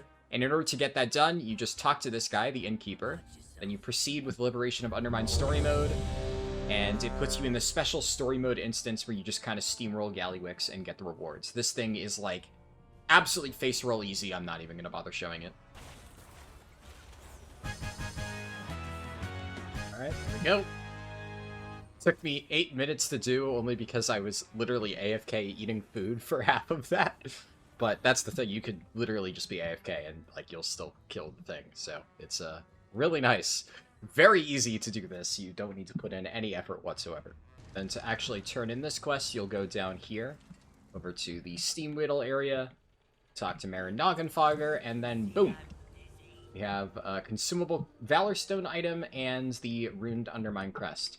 Now, another small thing that I actually didn't even think to mention up until now, you'll notice I have these like Crimson Valor Stone, Void Touch Valor Stone things, and you'll notice I'm not actually using them. This is intentional. So this is, I would say, more of a personal preference tip, but because these things can be used at any time, I mean, they expire at the end of the season, but you can use them whenever. And you are limited to 2,000 Valor Stones at max. One of the most annoying things is when it's like late in the season and you are at like max Valor Stones, but now suddenly you need to like upgrade a bunch of new items. Maybe you're trying a new spec or something, and then suddenly upgrading all those random items costs a ton of Valor Stones and you run out. That is a great time to then pop your consumable Valor Stones just because you don't want to spend time farming it later on. At this stage, you're already going to be doing so much random stuff to grind Valor Stones that I wouldn't waste these things right now. If you get to a stage where you're almost ready to start doing, like, let's say Mythic Plus, and you're only a few Valor Stones short, and you just want to slam some of these things to get the last bit you need, that's another good use for them. But there's really no advantage right now to be using any of these things, so I'm just going to hold on to them because right now I don't really need the Valor Stones. Alright, well now that I have my 658 crest, I can craft another item. So, right now, I'm still missing a helmet, a cloak, and trinkets. That's it, I think. I have champion in every other slot, bare minimum. Now, you never want to craft, or I would say, never, with an asterisk, you never want to craft in a potential tier slot. So helm, shoulders, chest, gloves, pants are all tier slots. Never, ever, ever craft in those slots, with like the 1% exception being if you absolutely know 100% what you're doing and you have like 4 myth track tier items and you know for a fact that the final slot is your off piece and you think it would be a good idea to craft there and you're like actively mythic rating, at that point this guide won't even matter for you, but that is like the only situation where you'll ever want to craft in one of those 5 slots. Otherwise, never do it. Trust me, do not craft in a tier slot. There's a lot of times where it will come back to bite you. I would also say almost never early on craft in a ring slot. So you'll notice a little bit before I said that I finally crafted a ring on my paladin, and that's because my paladin is like 75% myth track stuff. I haven't gotten a ring. I have a bunch of gilded crests and nothing to spend them on. I made a ring with crit haste because those are good stats for me. But this is like super late into the tier. I'm literally progging Mythic Gallywix on my paladin. So, different story. The reason why I wouldn't recommend crafting a ring early on is because thanks to the Cersei Cirlet bug, you're able to just get a free 658 ring. So, the advantage to crafting this either with your... Well, you actually get no advantage by using your Enchanted Runes Crest, but if you were to spend 60 gilded to craft this, it would be much lower value. The other thing you're never really going to craft is a trinket, because there are only, like, I think there's maybe 1 trinket that you can craft. I think it's just the Alchemist Stone. I'll double check. I'm pretty sure it's just this, which generally, this is not worth crafting. There were a lot of other options back in Dragonflight, but there's only this one now, I think. I don't believe any of the others, I don't believe any of the others actually work. And there are some specs, I think mostly healers, that don't hate the Alchemist Stone, but this is one of those things where it's going to be like a very, very late stage craft if you're going to make it at all, and realistically speaking, like nobody actually makes this. So for trinkets, that's kind of why it's a little bit annoying. You are reliant on getting just the really good ones on your own. Obviously, later in the season, we're going to have the dinar system, but at the time of recording, that's not a thing for like 2-3 weeks, so don't worry about that. And realistically speaking, out of all of the slots that I have available, the obvious choice for my second crafted item is a cloak, because I'm still missing one. Cloak is one of the better slots to make stuff in. Obviously, we, covered all the other things. That doesn't leave many options. It leaves neck, cloak, bracers, belt, boots. This is, I think, where, outside of weapons, 90% of non-weapon crafts are going to go in one of those slots. Necklace, I think, is, out of those mentioned, lower prio, just because Necklace doesn't have primary stats on it, so if you're aiming to get, like, a big power spike, you're going to get significantly less through a piece of jewelry, just because you're not going to get the agility off it.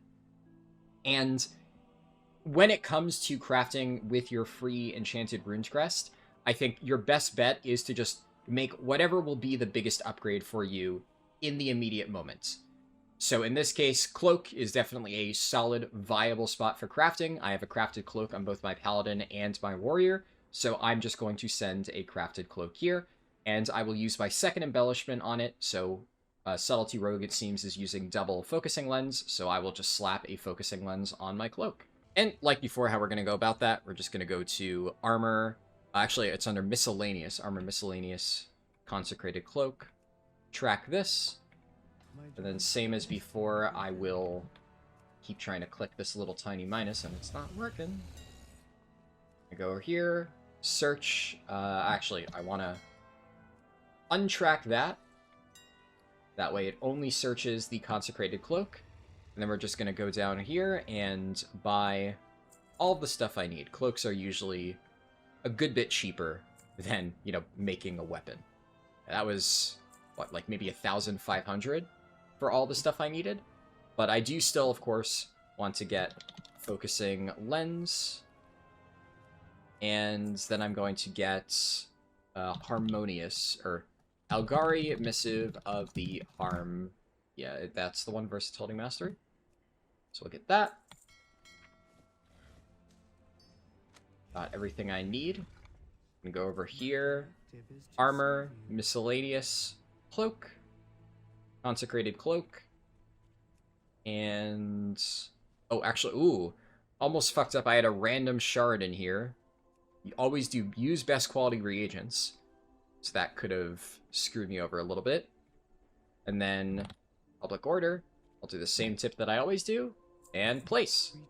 I'll just AFK a little bit until this craft pops up. Alright, it's been like a good 6 hours since I've recorded the last section. It took a while for this to get filled, and then I actually took a nap. I raided this morning, and came back, and the cloak is finally done, so here we go. Sometimes it just takes a while. Obviously, if you want to guarantee it, do it at non-demon hours, and get somebody to craft instead of throwing a public order. But now, I'm already at 649, and honestly, the only slot I'm really missing at this stage is my helmet. Everything else is filled. Obviously, trinkets could stand to be a lot better. I could definitely use more upgrades. If I farm more Valor Stones, I could upgrade pretty much everything. Now, obviously, I did use all of the all of the carved crescent stuff from Reputation, so it's gonna be a little bit further off if you don't have that. But the reality at this stage is you're mostly just going to be doing your daily delves, and that's kind of what I want to talk about, because outside of these two guaranteed crafted items, I say guaranteed because you should always be using your first 60 gilded on a really good crafted piece, and you should always be using that free enchanted runed Undermine crest to craft something like, in this case, a cloak. It doesn't have to be a cloak, but something like that. And as an additional note, never use any of your runed crests to make this enchanted runed Undermine crest. The conversion rate isn't really that great. If we look here, in order to buy one of these things off this vendor, it's 45 runed Undermine crests. Now, you may look at that as like, oh, hey, that's equivalent to 3 upgrades. Technically, if you got the Harbinger of the Rune thing, so for alts like this, it's now equivalent to 4.5 upgrades for me. So the trade-off is significantly worse. But that would be about as much as it takes to get a 649 piece up to 658. And you could, if you really wanted to, do that for slots that you absolutely need to fill. But generally, I do that as like a last resort. I think that in most cases, you're going to want to go into entry-level Mythic Plus with, and by entry-level Mythic Plus, I'm talking like 7s and stuff, because by doing Delves, you're effectively skipping the really, really shitty grind of low-level M+, like 2 to 5-ish. If you've tried to pug low-level 2 to 5 M+ at all, you would know it is absolute hell. It is worse than high-level Mythic Plus, because the only people doing it are people who don't realize that you could just do Delves instead. So, hate to say it, but they are largely terrible players. So the few times that I've tried to do really low keys, it's an absolute train wreck. You get people with like 6-10 item level applying for it because they just don't know how to play the game. So the entire point of this is that you should be able to either jump straight into 7s if it's a character that you're experienced playing and, you know, you have friends with keys, or if you don't have any keys, you will need to at least dip your toes into lower levels because you'll need score. And at that point, what you'll want to do is obviously push your own key. So in this case, I think, yeah, I don't have a key at the moment. You get the free Mythic Plus key from doing the quest. But that was last week, so it's already expired from my inventory. If you want to get a new key, you just talk to this lady. Boom. So now I have a +2 Priory. And obviously, forming your own key group is a completely different topic. I don't know if that's really something worth discussing here. It's pretty simple. You just make sure you look at everybody who applies carefully and make sure you form a solid group, and then you push your own key up. And that's just kind of what you're gonna need to do most of the time. I've done that multiple times at this point through the Keystone Hero Challenge, because I did, I'm up to 6 specs so far, which, you know, still got a long way to go to get all 39 done, but I have done most of that completely solo in pugs, and I have to push my own key up from +2 every time I start a new class. And yeah, it sucks sometimes. You get people who are just doing less damage than the healer, but you're going to be a lot more consistent at getting your key pushed quickly up to a 7 if you are actually pulling your own weight and contributing by being relatively high item level. And then once you get into that 7 range, you can consistently start doing that. You can get into 7 groups on your own, hopefully, and begin to work your way up. And generally, when I've been doing this, because I'm obviously more experienced with the game, the moment I've done like a handful of 7s, I immediately push my key up to a 10, and then just start slamming 10s back to back to back, because I'm comfortable doing that. I'm able to reliably time it. You know, it's, once you get comfortable, it's not that hard. But obviously, if you're watching this as somebody who's brand new, you're going to need to learn the mechanics for the first time. It's going to take you a decent amount of practice, and the +7 or even +6 level is a good area to do that, because it's not hard enough that you're going to get your teeth completely kicked in nonstop, but you're still going to be getting relevant hero track gear, which is kind of what you want to get in the long term. Champion isn't terrible, but you're not really saving upgrade crests, and if you do graduate to like myth track later on down the line, which obviously that's the purpose of this guide, it's a long-term like best strategies type thing, and even if you're only upgrading up to 658, as I discussed before with Hero Track right now, if you were to get a really good Hero Track trinket and later on you get a crappy Myth Track trinket or something, well, at the very least you get free upgrades up to 665. And, you know, for instance, on my prop Paladin right now that I'm progging Mythic Gallywix with, I'm still using a 665 Hero Track Pacemaker, just because it is better than any other Myth Track trinket that I've gotten, and unless I get a Myth Track Pacemaker, that is still the best thing I could get. And because I've gotten random tank trinkets out of raid that are higher item level than my Pacemaker, I was able to upgrade it up to 665 completely for free, because obviously you get the Gilded Crest discount at that point. But okay, so 649, respectable item level at this stage. It might take you a little bit longer to get here than it took me, but now where do you go? So you have, like I said, a few options. You could do exactly what I just described and begin to jump into keys.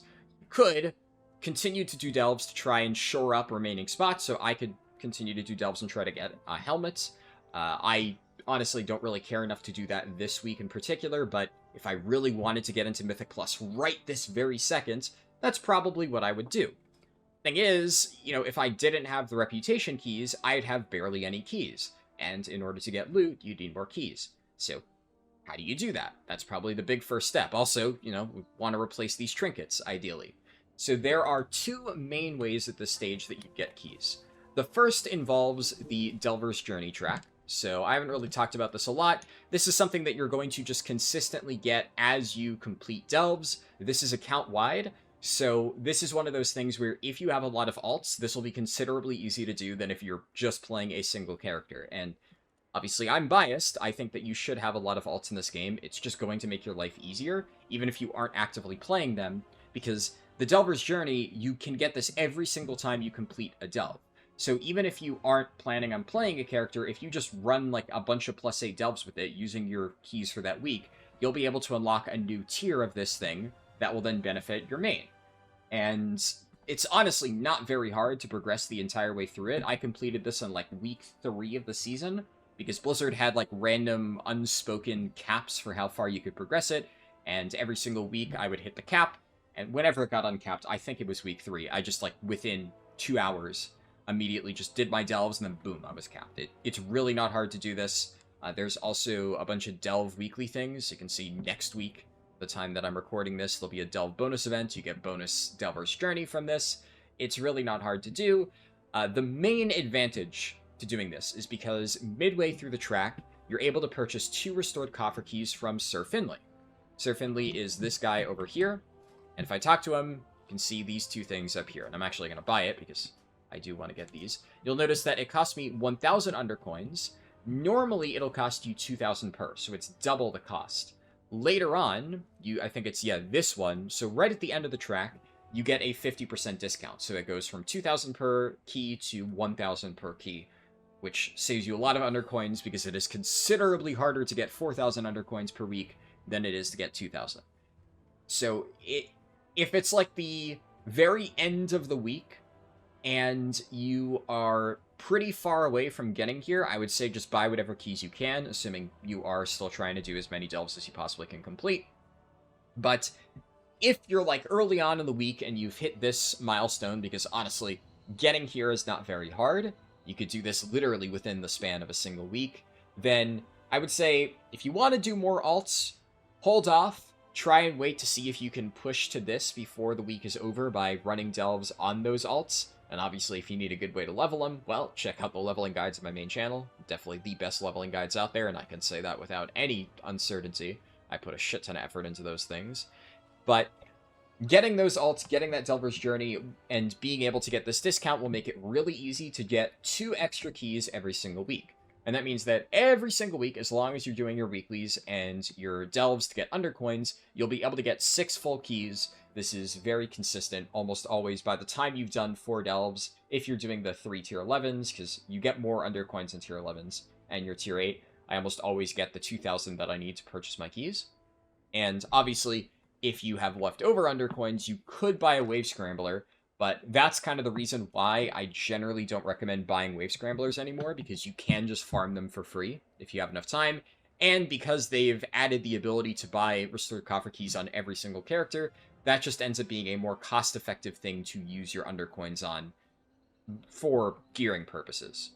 Now, the other way to get more restored coffer keys is through Radiant Echoes. So you'll get one of these every single time you complete a delve, and you can see here I've completed, I think technically I've done 8 delves, but I have a 9th because you also have a chance to get one of these from the Underpin, like, treasure pile. So if you do enough of the Wave Scramblers, you could technically farm these over a longer period of time, though I really would not recommend wasting Wave Scramblers just to farm additional Radiant Echoes. But anyways, once you get a Radiant Echo, you bring it over to a location out in the world. So there'll be a zone that's active every single day. In this case, it's Ringing Deeps. And then there's also one active at Undermine every single day. Generally speaking, I see more groups forming for the Undermine one, but just for demonstration purposes, I'll see if I can find either. And I've been looking for a minute or two, and I can't see any groups up, so just to demonstrate, I'm going to form my own. So I'm going to put here World Soul Memory Undermine. We'll list group. And the general practice for doing these is the more people you have in your group, the more spawns you get. So as you'll see once we activate this, there'll be a bunch of like infinitely spawning mobs that you have to kill, and having more people gives you more enemies to fight, which increases your score, and as you kill more enemies, by the end, you get a chunk of coffer key fragments corresponding to whatever your final score was. But there's like massive diminishing returns the more people you get. Generally speaking, it's like you get 90% of the rewards at 5 people, you get like 95% of the rewards at 10 people, and anything beyond that, like you're getting extremely diminished returns on it. In the past, people used to make 40-man raids for this, but really it's no longer worth it. I've tested it. You get barely anything now. They changed the formula from the start of the expansion. So, on average, if we click this, you can see that you'll be able to spend either 1 Radiant Echo or 5 Radiant Echoes, and if you spend all 5, there's no reason to do 1. It's the exact same ratio to rewards. You just do 5 so that you get like 5 times the rewards all at once. It just saves you time. And if I were to do this, I can expect to get roughly 170 coffer key shards by doing this. And that gives me basically 1.75 keys. So in this case, ideally I should come out of this with 2 additional restored coffer keys, because I'd be getting the coffer key shards from the event, plus the 25 that I just have sitting in my bags. And on that note, there are random coffer key shards rewarded via world quests. I don't know if there's any up right now. They aren't always. So you'll usually just need to look on your map to see, hey, are there any world quests up right now that give me coffer key shards? Sometimes you'll be lucky and like half the map will have coffer key shard world quests, and sometimes it's like this. And from what I can tell, absolutely 0 coffer key shard world quests are available right now, which is very unlucky. They can also appear on PvP world quests, so that's something to keep in mind. Honestly, it seems to happen more often than not that it appears as a reward. So always, if you're trying to farm this, turn on war mode, pop your head out into the open world, check to see what the PvP world quests are. If one of them gives coffer key shards, you complete it. Otherwise, you just turn war mode back off and do your world quests as normal. Alright, so I gave it like a few minutes, and we couldn't find a 5th, but honestly 4 is like more than enough, so just gonna send with this. 4.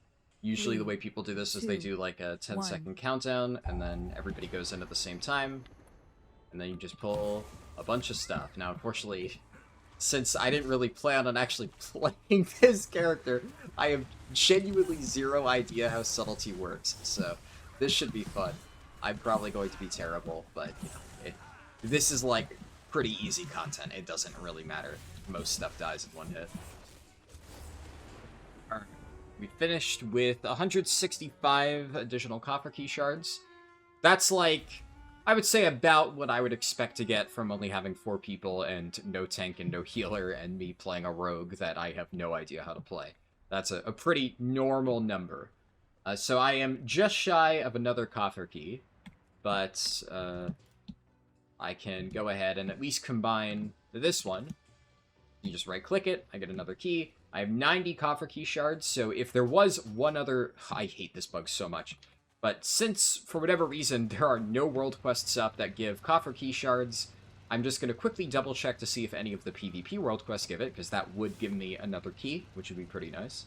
Oh, also, technically, while this is not a world quest, sometimes these quests, the side gigs, which you pick up in the Slam Central Station, they will, every now and then, offer coffer key shards as a reward.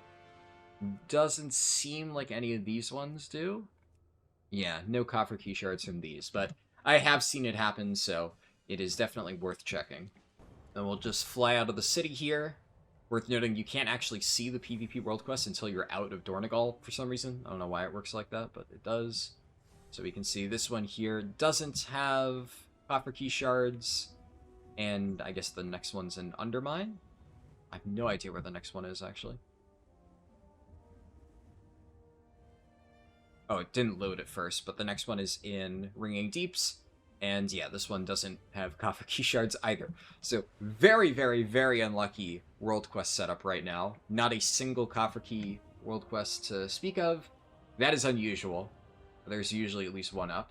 But, you know, you could just wait like another day, check to see if any of the new ones give it, and go about it that way. Now, technically, I could get more coffer key shards by running my Radiant Echoes, but I generally only consider it to be worth doing these if you have 5, just to save time.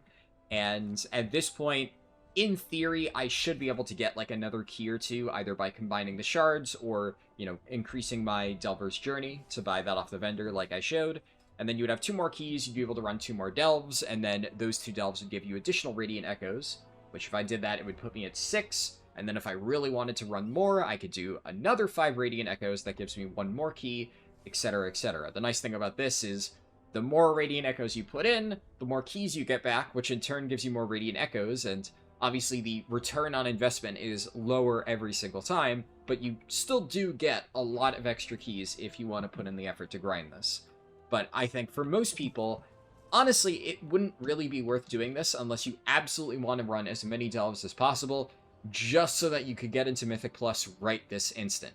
If you're just trying to be efficient with your time, like I said, stop here. Just do the things that I've shown every single week until you have, like, mostly Hero Track stuff, mostly Hero Track tier, and you're good to go.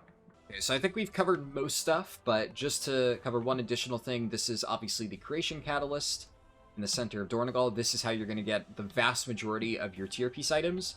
You could just happen to get one from your vault, or obviously if you do raid, you could loot tier piece items directly from the raid, but for most people, this is going to be the best way to go about it. At this stage, we have many Catalyst charges. So honestly, I'm just going to send a Catalyst charge right now on these gloves. There's literally no reason for me not to do this, because it's already 658 Hero Track. This is just going to be an optimal use of a Catalyst charge.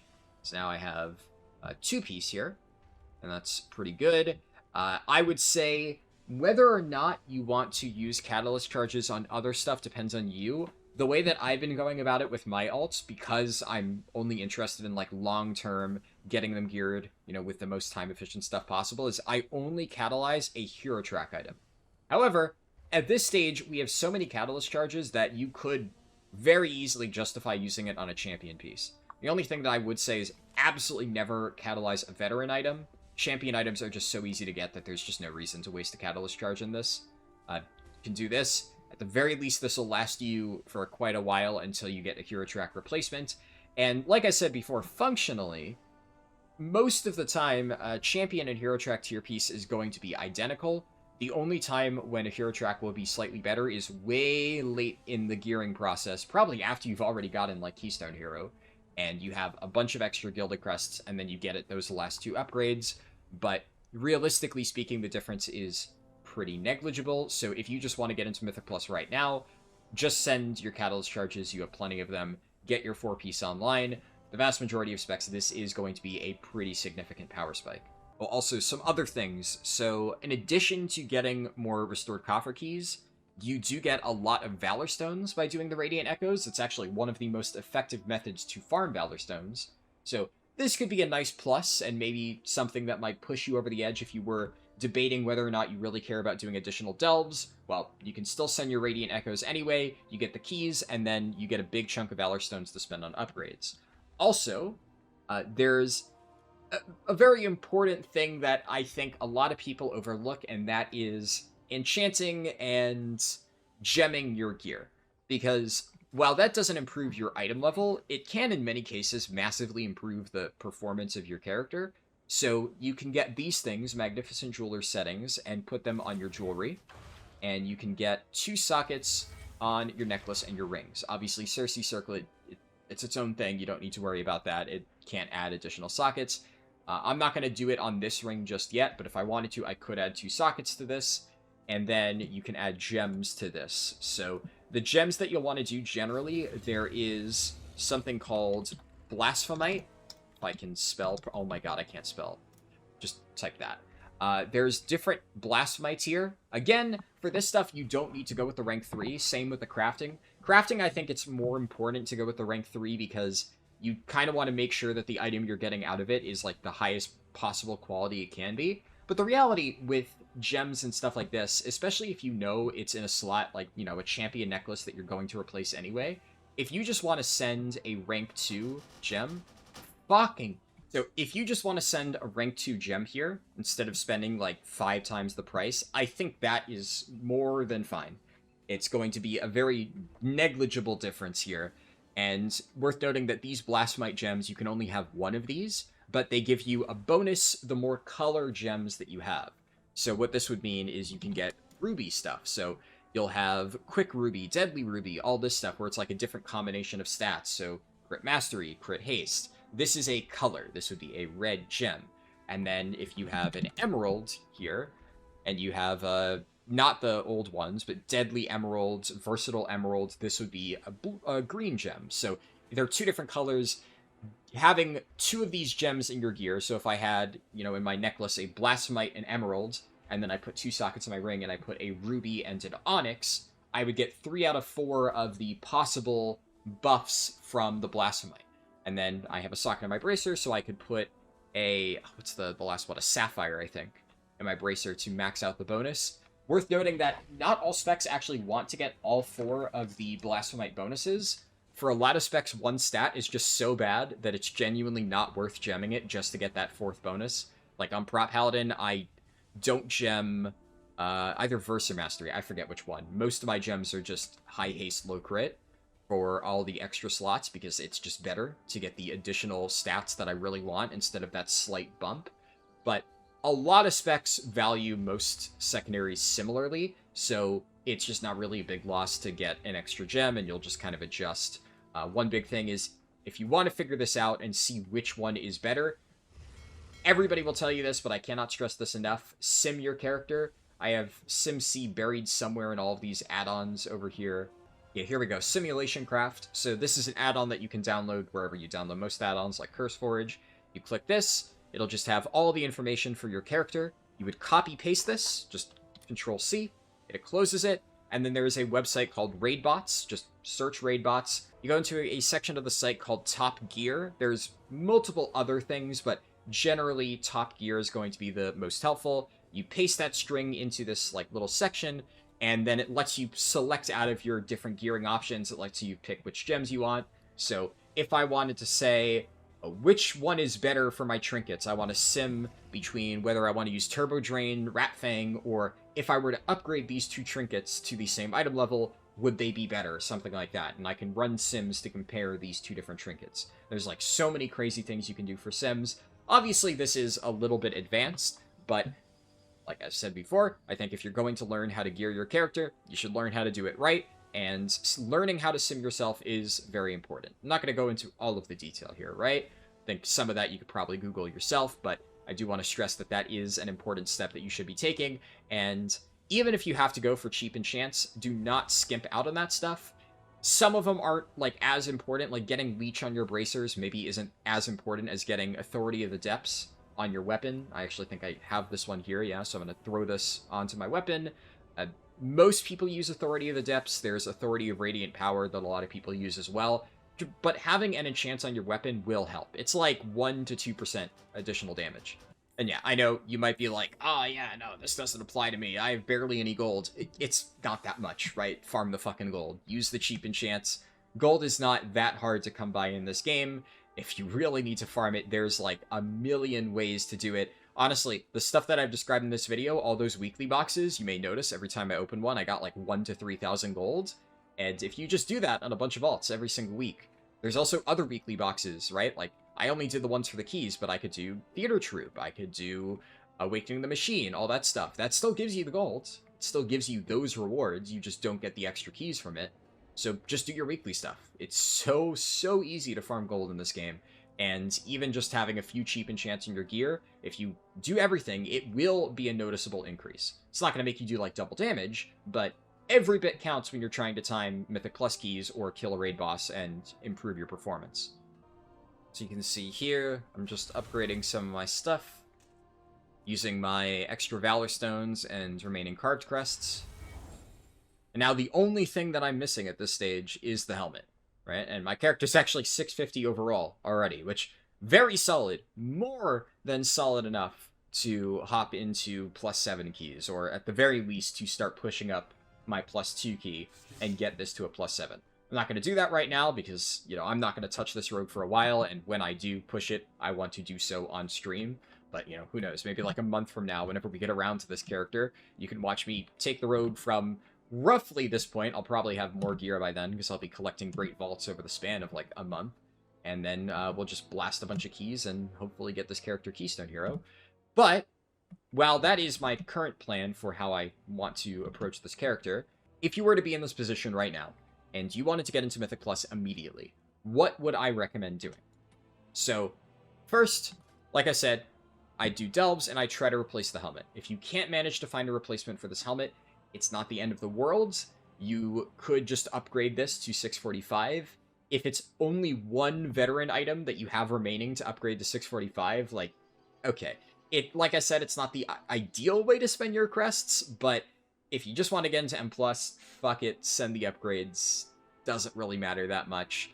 And, you know, it's not a big deal because you're not going to be using it for a tier piece anyways, so who cares, right? You could do that. You could also just leave it at 629, really? Like, that doesn't matter, and just hope that you get an upgrade from M+. That's just kind of fine. As long as the rest of your gear is enchanted, gemmed, and all that stuff, that's pretty okay. I would say, for my rogue right now, the main glaring issue that I would probably look to fix before jumping into Mythic Plus is I would try to fix my trinkets. So, right now, I would probably do, like, 4 more Delves, because I have 4 available, because it's been a daily reset by now. And I would hope to get, obviously, either a helmet or a better trinket like Funhouse Lens or Mechanic Core Amplifier. Speaking of trinkets, this is a website called Blood Mallet. Very good to just get a general idea of what's best for your spec. Obviously, it's not perfect. There are some specs that I play where the actual Bis trinket isn't super well represented on Sims, but that's not really a fault of Blood Mallet. I think this website is very good for what it does. It's just some things don't really perform well in Sims in general, and this will just give you the general Sim results for like a standard template character of your spec. So right now what we're looking at is the sub-rogue Sims for trinkets, and you can see here that like a House of Cards, even at a really crappy item level, like basically LFR item level, is better than pretty much every single other trinket in the game for sub-rogue. So obviously, in this particular case, because House of Cards is so ludicrously good, I would want to go ahead and queue for the LFR wing of this one, 2 heads or better. I'm not going to do that because I don't want to sit here and wait 30 minutes to get into an LFR queue and then, you know, potentially take an LFR House of Cards for somebody who actually needs it when I don't really plan on using this character. But, like I said, if I wanted to immediately jump into Mythic Plus, that is probably the first thing that I would do, just because of how strong that trinket is. And then if we look at the other options, Funhouse Lens is an option that you can get from Delves. It says drop by the Underpin, but it's just a random Delve drop. So hopefully I could get that by doing Delves if I ran it enough. Eye of Kazan, this is like kind of a bait trinket. I know a lot of people who don't really know better will lose their minds over this thing and think it's amazing. It's good in very specific situations, but you can see it's not even that amazing for sub-rogue, and generally Sims will try to represent the best possible situation or close to it. So in practice, this is probably not going to be that amazing, but, you know, decent. There's a lot of other trinkets, like Suspicious Energy Drink is one that you can get from Delves. This is up there, so if I were to get this, it would definitely be a lot stronger than the alternatives. Turbo Drain on pure single target isn't awful, even Ratfang Toxin, you can see they're up here, but neither one is great, and especially if we look at 5 targets here, you'll notice that it's going to fall off considerably. Whereas, like, Turbo Drain is probably way down here. Yeah, Turbo Drain and Ratfang Toxin way down below the moment you start to get to multiple targets. These are just not really great options, so I would be better suited with a wide variety of trinkets. I'm very surprised to see that Amplifier for Sub-Rogue is low. This is best in slot for many specs in the game. Sucks that sub has fewer delve options. But once again, that we can see that House of Cards is amazing. Funhouse Lens is really good. Ive Kazan's good. So at the very least, doing LFR Gallywix for a chance at this would be nice. Potentially getting Suspicious Energy Drink would be good. I'm not sure if any of the other trinkets from the Worlds event are simming on here. I don't see them on this list, so I'm pretty sure Simulation Craft just hasn't been updated for like all of the Nightfall stuff. And it is possible that some of them are pretty decent, because a lot of them are just kind of big stat sticks, which could be like akin to basically a shitty Pacemaker. And obviously Pacemaker is nuts, but I think even like a crappy version of Pacemaker or Energy Drink would be solid in the form of like some of those champion track ones that you could buy. And actually, as I say that, it has just occurred to me that I forgot to use one of the main tips that I recommended at the start of this video, which is that after you've gotten pretty much everything but one champion track piece, you can just use your Nightfall tokens to buy that. So I'm sitting here saying, oh, you could try to get a helmet from doing more delves. Actually, because I got lucky enough, and I got, you know, champion track in almost every slot, I can just go to the vendor and buy a champion track helmet. I can't believe that I almost completely forgot to mention that. So yeah, I can just... At this point, I don't really need anything else. This is exactly why I said you should save your Radiant Emblems. So I just Wrathy Zealot Hood, buy this. Weather to the Undermine, I also get this cool Transmog. Slap this bad boy on. And 650 still, but now I can upgrade this a bit further and get full 645 in every single slot, and then I'll have Carved of the Undermine, and then I can convert things up and upgrade even more with Root Crests. So, actually, yeah, wow, that's really good. And technically, this is kind of what I was saying, where you have, at this point, I have another one of these Radiant Service Emblems, and... See, my gut instinct tells me that, honestly, Shining Aerithor Insignia would be better, because this is pretty good for tanks, so I figure that at the very least it would be a better damage proc trinket than something like Turbo Drain or Ratfang Toxin. Honestly, like, Hollow Tome is also not terrible. This is kind of like I said, it's just flat agi and then it gives you like a stat proc. I think this might be better. So this trinket isn't on Sims, which makes it a little bit hard to say for sure, but I think that would be a relatively safe bet. And since I have champion every other slot, this would probably be the best thing that I could spend it on. Now, personally, I'm not going to do that, because hopefully I would get a better Delve Trinket by the time that I actually play this rogue. So, personally, I'm actually going to save my token to buy Transmog with this, because I actually really like some of these sets. And, you know, figure I may as well try to use these spare tokens to collect the remaining appearances. But, obviously, if you're trying to gear a character, you could buy this tome, and that would help you out. Obviously, I now have champ in every slot. I said before, right, I recommend saving these Valorstone things, but to be honest, I don't really see myself playing this character a ton long-term outside of the challenge, so I'm just gonna send them right now. It's not that big of a deal. And I can get a bunch of Carved Crests, convert this upwards, get a ton of these. I have tons of leftovers. And then now we can just upgrade the helmet to 645. There's Carved of the Undermine. And now, oh boy, now we get an absolute boatload of Runed Crests. Now again, obviously this requires me to have all the rep rewards. You're going to get considerably less if you do this without it. But the entire point here is that everything that I'm doing here, you would be able to achieve by just using your time wisely and just doing weekly delves, or, you know, like I said, doing the keys and doing more delves. Basically, the rep rewards allow you to skip that, and you basically skip ahead like a few delves worth of grinding. So it just saves you that little bit of extra time on every single one of your future alts. But I'm not really doing anything here that you can't just do with like a little bit more grinding and effort. And then I'm not going to do any stupid upgrades, but I will at least do this. Upgrade my offhand dagger to 658. And honestly, although I could upgrade more stuff, this is the only thing that I think is worth upgrading.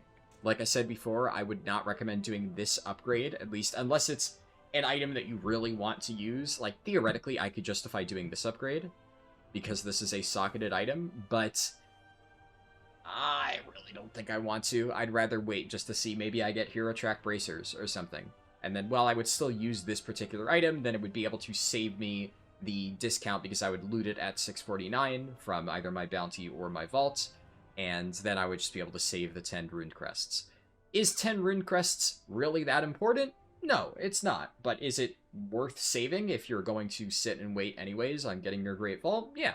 No reason to spend any upgrades right now if I don't plan on playing the character for a little while. But I guess if you did want to jump into Delves or Mythic Plus immediately, that is an option that you could do.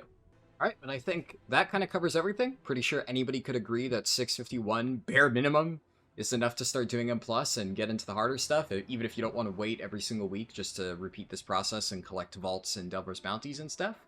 The final things that I will note is, obviously, if you're watching this video in the future, on May 20th, we're going to get the Horrific Visions, and I haven't really fully tested them on the PTR. I'm probably going to do that, like, next week or, you know, a week before it comes out, just so that I have, like, a video out for that. So if you're watching this when that's current content, presumably I will have a main channel video discussing, like, how to gear through Horrific Visions, or I will just bake it into a catch-up gearing guide that I plan on making on my main channel, and that video will be like a very condensed version. So I don't know how long this is going to have ended up being after all of the editing. Probably like close to 2 hours, I think, with how much recording I've done for this. But we'll see how much I can manage to condense it. But I'm planning on making probably like a 20-minute, like super streamlined video around this time that discusses the Turbo Boost event, which is on the 13th. And the stuff that you get from Horrific Visions, which is like an enchant that you put, I think, on your helmet.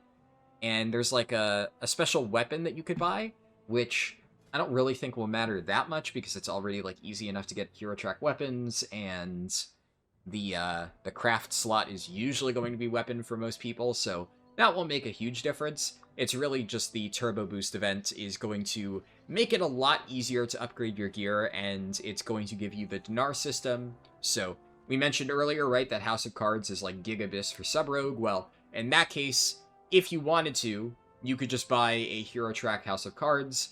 If it's a character that you really wanted to eventually get like cutting edge with, maybe late into the tier, probably that wouldn't be a good idea because you'd want to hold off to potentially get a Myth Track House of Cards. But if you are just trying to play a character casually and get, you know, AOTC and Keystone Hero and stuff, I know that this may not sound like something that everybody wants to hear, but like you do not need a Myth Track House of Cards. Like, you only need a Hero Track House of Cards. Like, that is going to be more than enough.